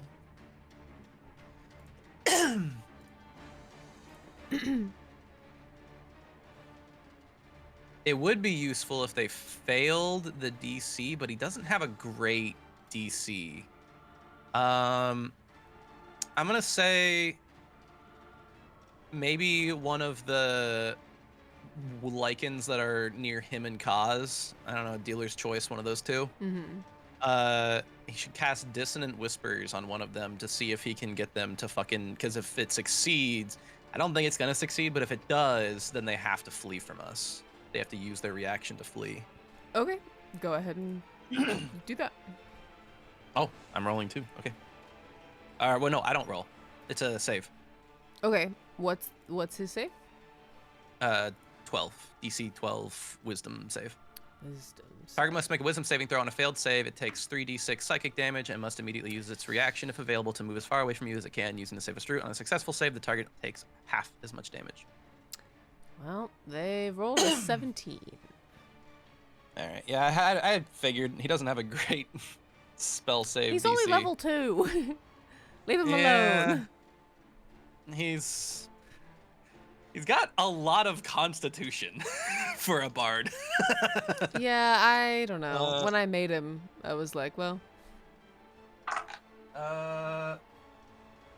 Regardless, that's 12 halved to 6 damage, I guess. Okay. To which one? Honestly, I don't.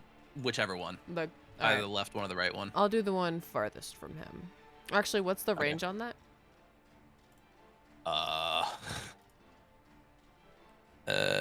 Probably 30. 60 feet. So definitely within range. Okay, we'll no do matter what. the farthest one. Fantastic. Okay, next up is you. Nope, it's them. Damn it. All right, so we did 6 damage to leftmost wolf. Okie dokie. Let's see. That is. I'm trying to keep track so I can like try to piece together how hard these fuckers are gonna be to kill. All right. Believe it or not, chat, Lycan blood hunters are not a standardized enemy in the monster manual, so I'm kind of Yeah, these are I homebrewed this shit. I'm not quite sure what we're dealing with here. You see I feel like normally I can kind of piece together the best way to fucking tackle these problems, but I don't know. You see Ambrose like reaches a hand out and tries to like get into its mind, and you see it sort of like shakes it off, but it still like hurts, and it kind of like does like a wolf. Yeah, it does kind of a wolf whine. It does that thing where like a dog grabs its head and goes. And that one is a little bit hurt. And Ailstein goes, yeah, bad dog. All right, so that one, well, Ambrose just attacked it, so that one's gonna run over. Let's see. It's got 40 feet.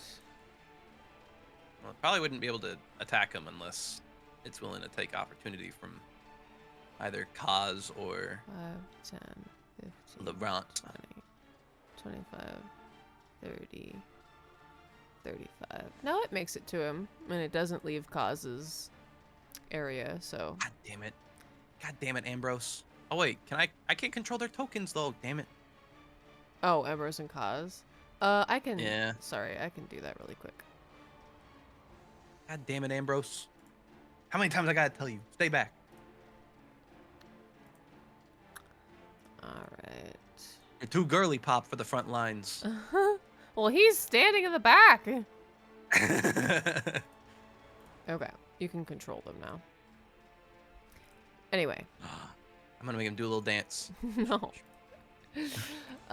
Okay, anyway, it gets up there and fucking gets them. Him. Yep. Okay.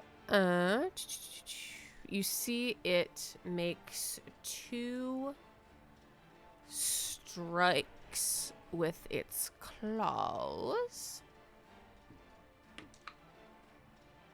First one misses. Second one also misses somehow. Nice. You see, he is like this hulking fucking like hybrid like werewolf. He goes to like rake Ambrose twice, and Ambrose just goes like but dodges out of the way. You're coming on a little strong. He's like, woo, I don't know you like that. You see the second one moves in on Kaz. And you see it's gonna do the same thing. Go ahead and make 2. Okay, that misses. And okay, that hits. Right? Yeah, no. Yes, that hits. Okay. And so that okay, so it just does 1.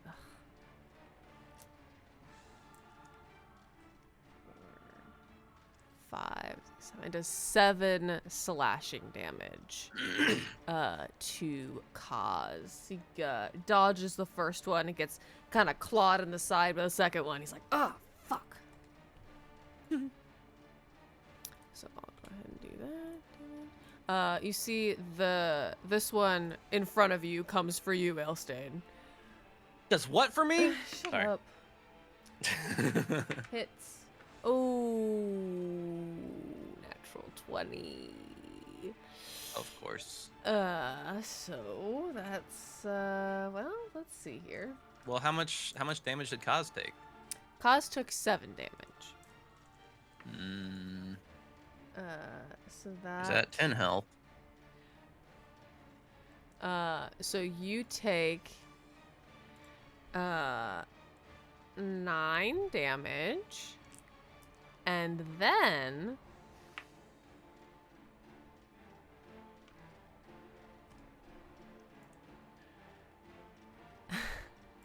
and then 8 damage. Okay. So I take 17 damage. Yeah. He rolled a natural 20. All right. He gets up on you in a bad way. And it is not amazing for you. It hurts like hell, actually. You see Kaz says, "Don't worry. Like I got you."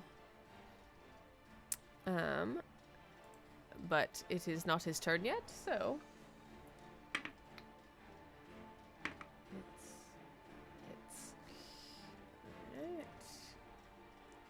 What?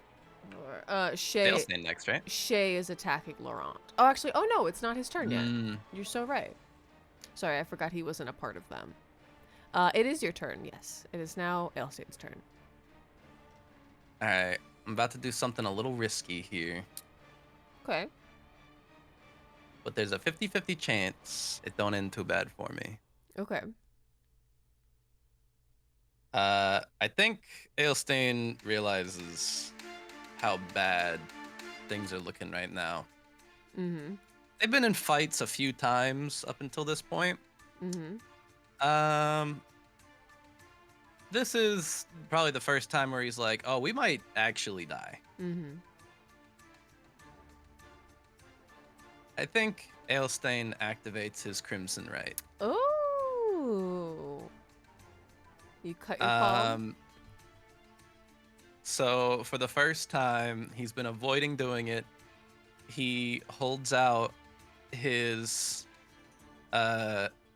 his bandaged hand Mm-hmm. and rakes his sword over his palm Mm-hmm. and takes oh my god, thank god, 1 point of damage. Mm-hmm. Jesus Christ. So I could have taken up to 4 points of damage. I was rolling a d4 and I only have 3 HP. So if I took 3 or 4, I was toast. Mm-hmm. But now the right is active and it gets to stay active until I dispel it. Mm-hmm. Which means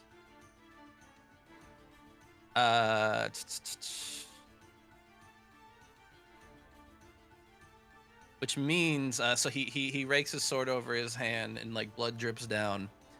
And as he does so, his blood that's like dripping down begins to glow.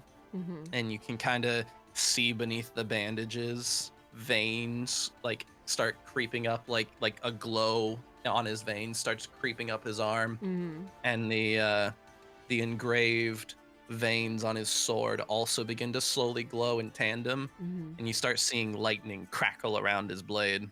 Mm-hmm. And he swings on this very bad dog. Mm-hmm.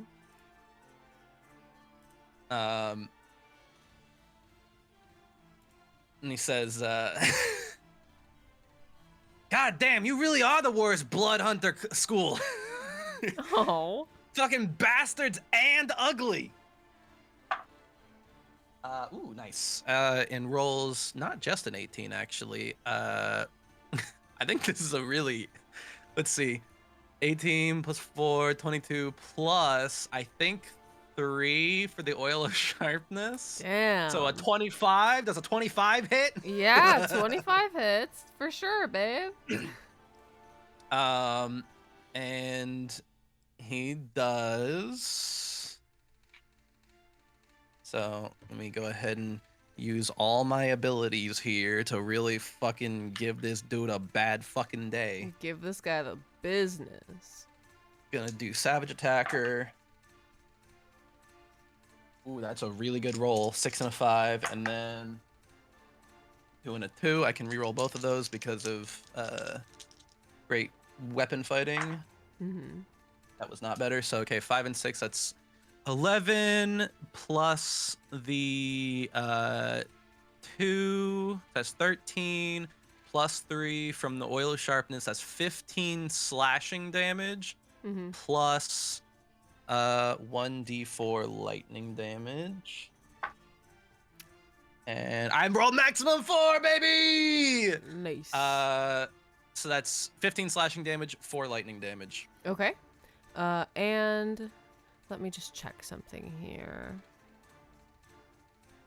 Okay, yeah.